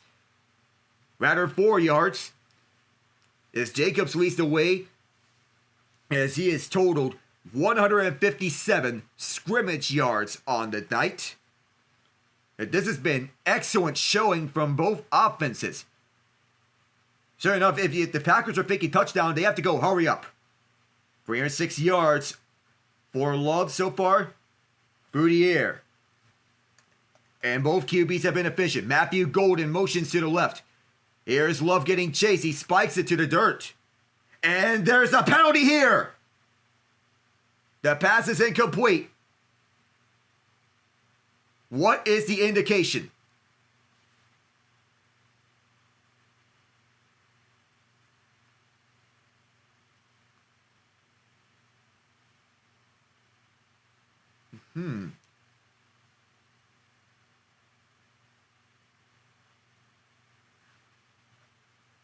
There was an ineligible receiver downfield. It is now 4 down territory. 3rd down and 6. The penalty was declined. So to let this one roll. Sean Ryan was the right guard that got several yards downfield. It was an RPO. Pulls it down and tried to get back. But he is well past 1 yard past the line of scrimmage. They have to go deep here on 3rd and 6. Zone defense hasn't typically worked out for the Cowboys. But if there's one time to do so here, and a timeout called. Who called it? Dallas. They were showing heavy blitz, but Brian Schottenheimer overruled the blitz. See if they can change it up, because Love and company have dissected the blitz. 3:57 to go here in the 4th quarter. Or rather, overtime, that is. And a lot has really been on this back and forth game. Nobody could have imagined trap games, but here we are.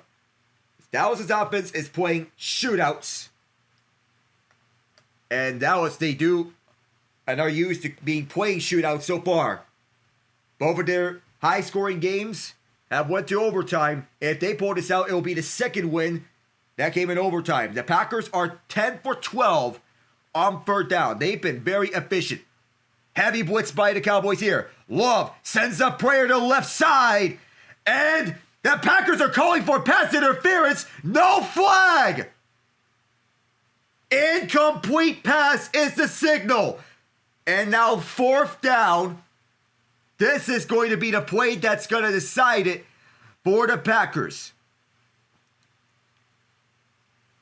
I thought there was pass interference there. He got clearly pushed off. And Bland never looked at the ball. He was pushed. Wicks was calling for pass interference. Nothing signaled. No doubt about that. That was pass interference. And Green Bay calls timeout.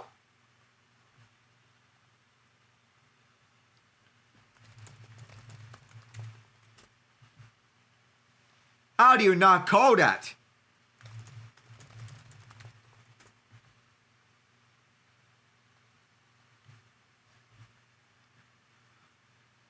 Well, in some key moments, Jordan Love can take off.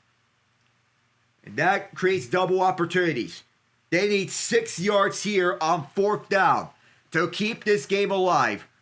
3:50 to go in OT. How will this end up? Is Dak Prescott and company? They need one last stop. Dak watches on from the Cowboys sideline. Emmanuel Wilson is the running back. 3 wideouts left, 1 to the right. Tucker Kraft motions to the left of Rasheed Walker. On a shotgun set, Cowboys send 4. Play the game here. Love to the middle. Wide open. It's golden. First down, near the 40. He was able to hang on all the way. Matthew Golden, the team's first round selection. He almost had this one dropped, but he adjusted and hung on to it with his left arm. To make that catch, that was a full acrobatic effort on the bullet from Love. Now they're at their own 38. Golden motions to the left. And here is Wilson plowing ahead, taking several defenders with him. Gets to the 47-yard line. And 3 minutes ago, the Packers are playing conservatively. And they have no intentions of going deep. You make this stop. If the Cowboys are thinking, if you make this stop, we're celebrating this. We beat Micah Parsons. Kenny Clark subs out. This is likely going to be a passing play from what the Cowboys are preparing themselves for. Packers trying to throw a curveball. Golden motions right. It is a run. Here is Wilson. Wilson carrying Donovan Wilson. Little Wilson on Wilson violence as he runs to the 40. So Emmanuel Wilson gets 13 more yards. 2:15 to go. Or the Packers switch it up to the hurry up. 2:10, 2:09. I'm going to let this roll to the 2-minute warning in all likelihood. With Jacobs still at the sideline. So it's a 58-yard field goal for the tie. As they get closer, the 2-minute warning. We'll be right back for the moment.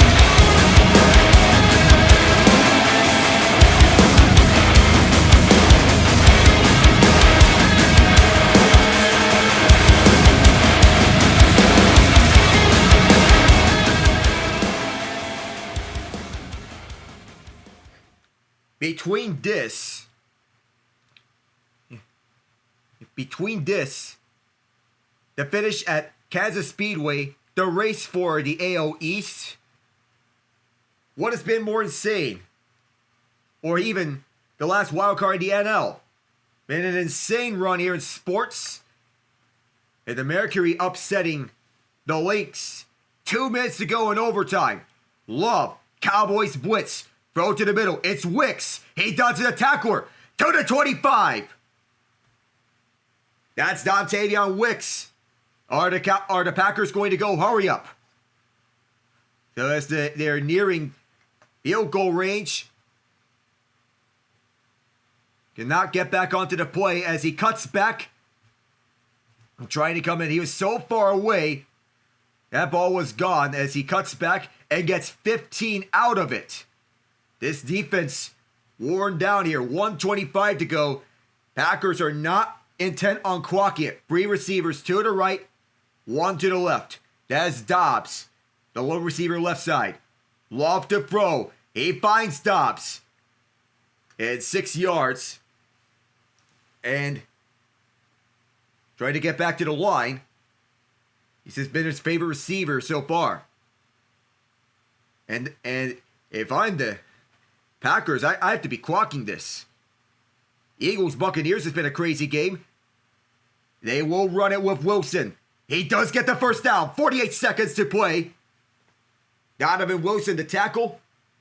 And they got a long way now. The Packers are changing up their strategy, trying to leave as little time as possible for this.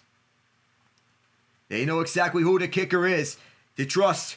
Love throws right. Golden stopped for lots of yardage.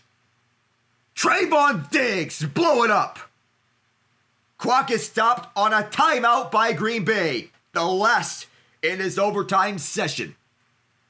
As Diggs, he came flying up and read that this was going to be a screen. Dobbs saw him too late, coming in like a slot corner. He read it so well, that's why you pay him the big bucks. Last time out by Green Bay, 28 seconds to go. A first down inside the Cowboys territory would bode them so well.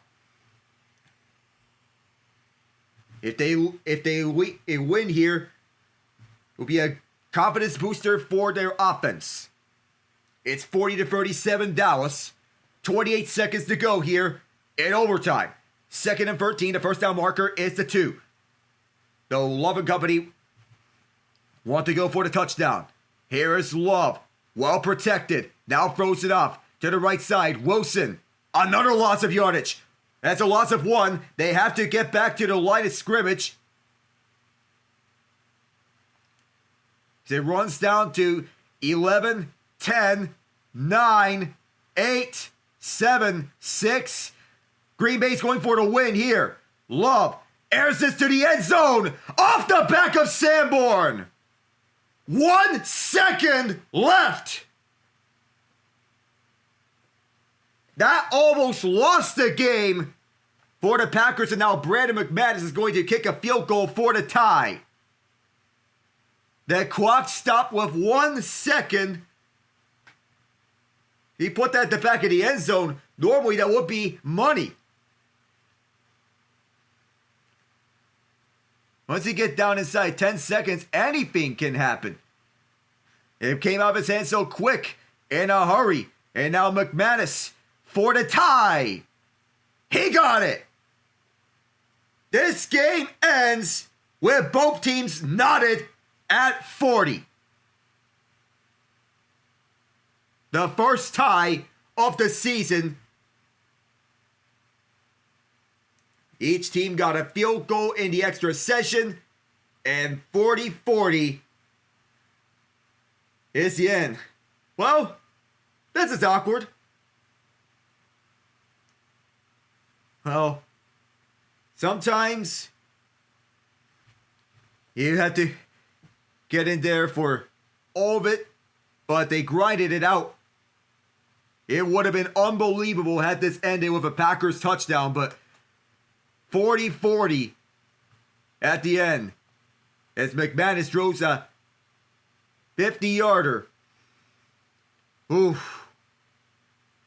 One more shot was needed, but everything got down slowly. But at the end of the day, the real winners, both offenses. So, that was fun. Your final stats here, Jordan Love, 31 of 43, 3 touchdowns, 337 passing yards. Josh Jacobs totaled 157 scrimmage yards, 4 catches for 71 yards, 22 carries, 86 rushing yards, and 2 touchdowns. Romeo Dobbs, first career hat trick. 6 catches, 58 yards. Matthew Golden, 5 catches, 58 yards. And for Dallas, Dak Prescott, 31 of 40, 319 yards, 3 touchdowns. Javonte Williams, 28 carries, 85 yards, and a touchdown. George Pickens had his breakthrough game. 8 catches, 134 yards, 2 touchdowns. And Jalen Tolbert, the catch of the year. At the end, it was all for a tie. Each team was gashed defensively, and this tie might be one of the more exciting ties. But that's going to do it. And this is awkward. I'm Alec Nava saying so long from Jerry World. Good night, everyone.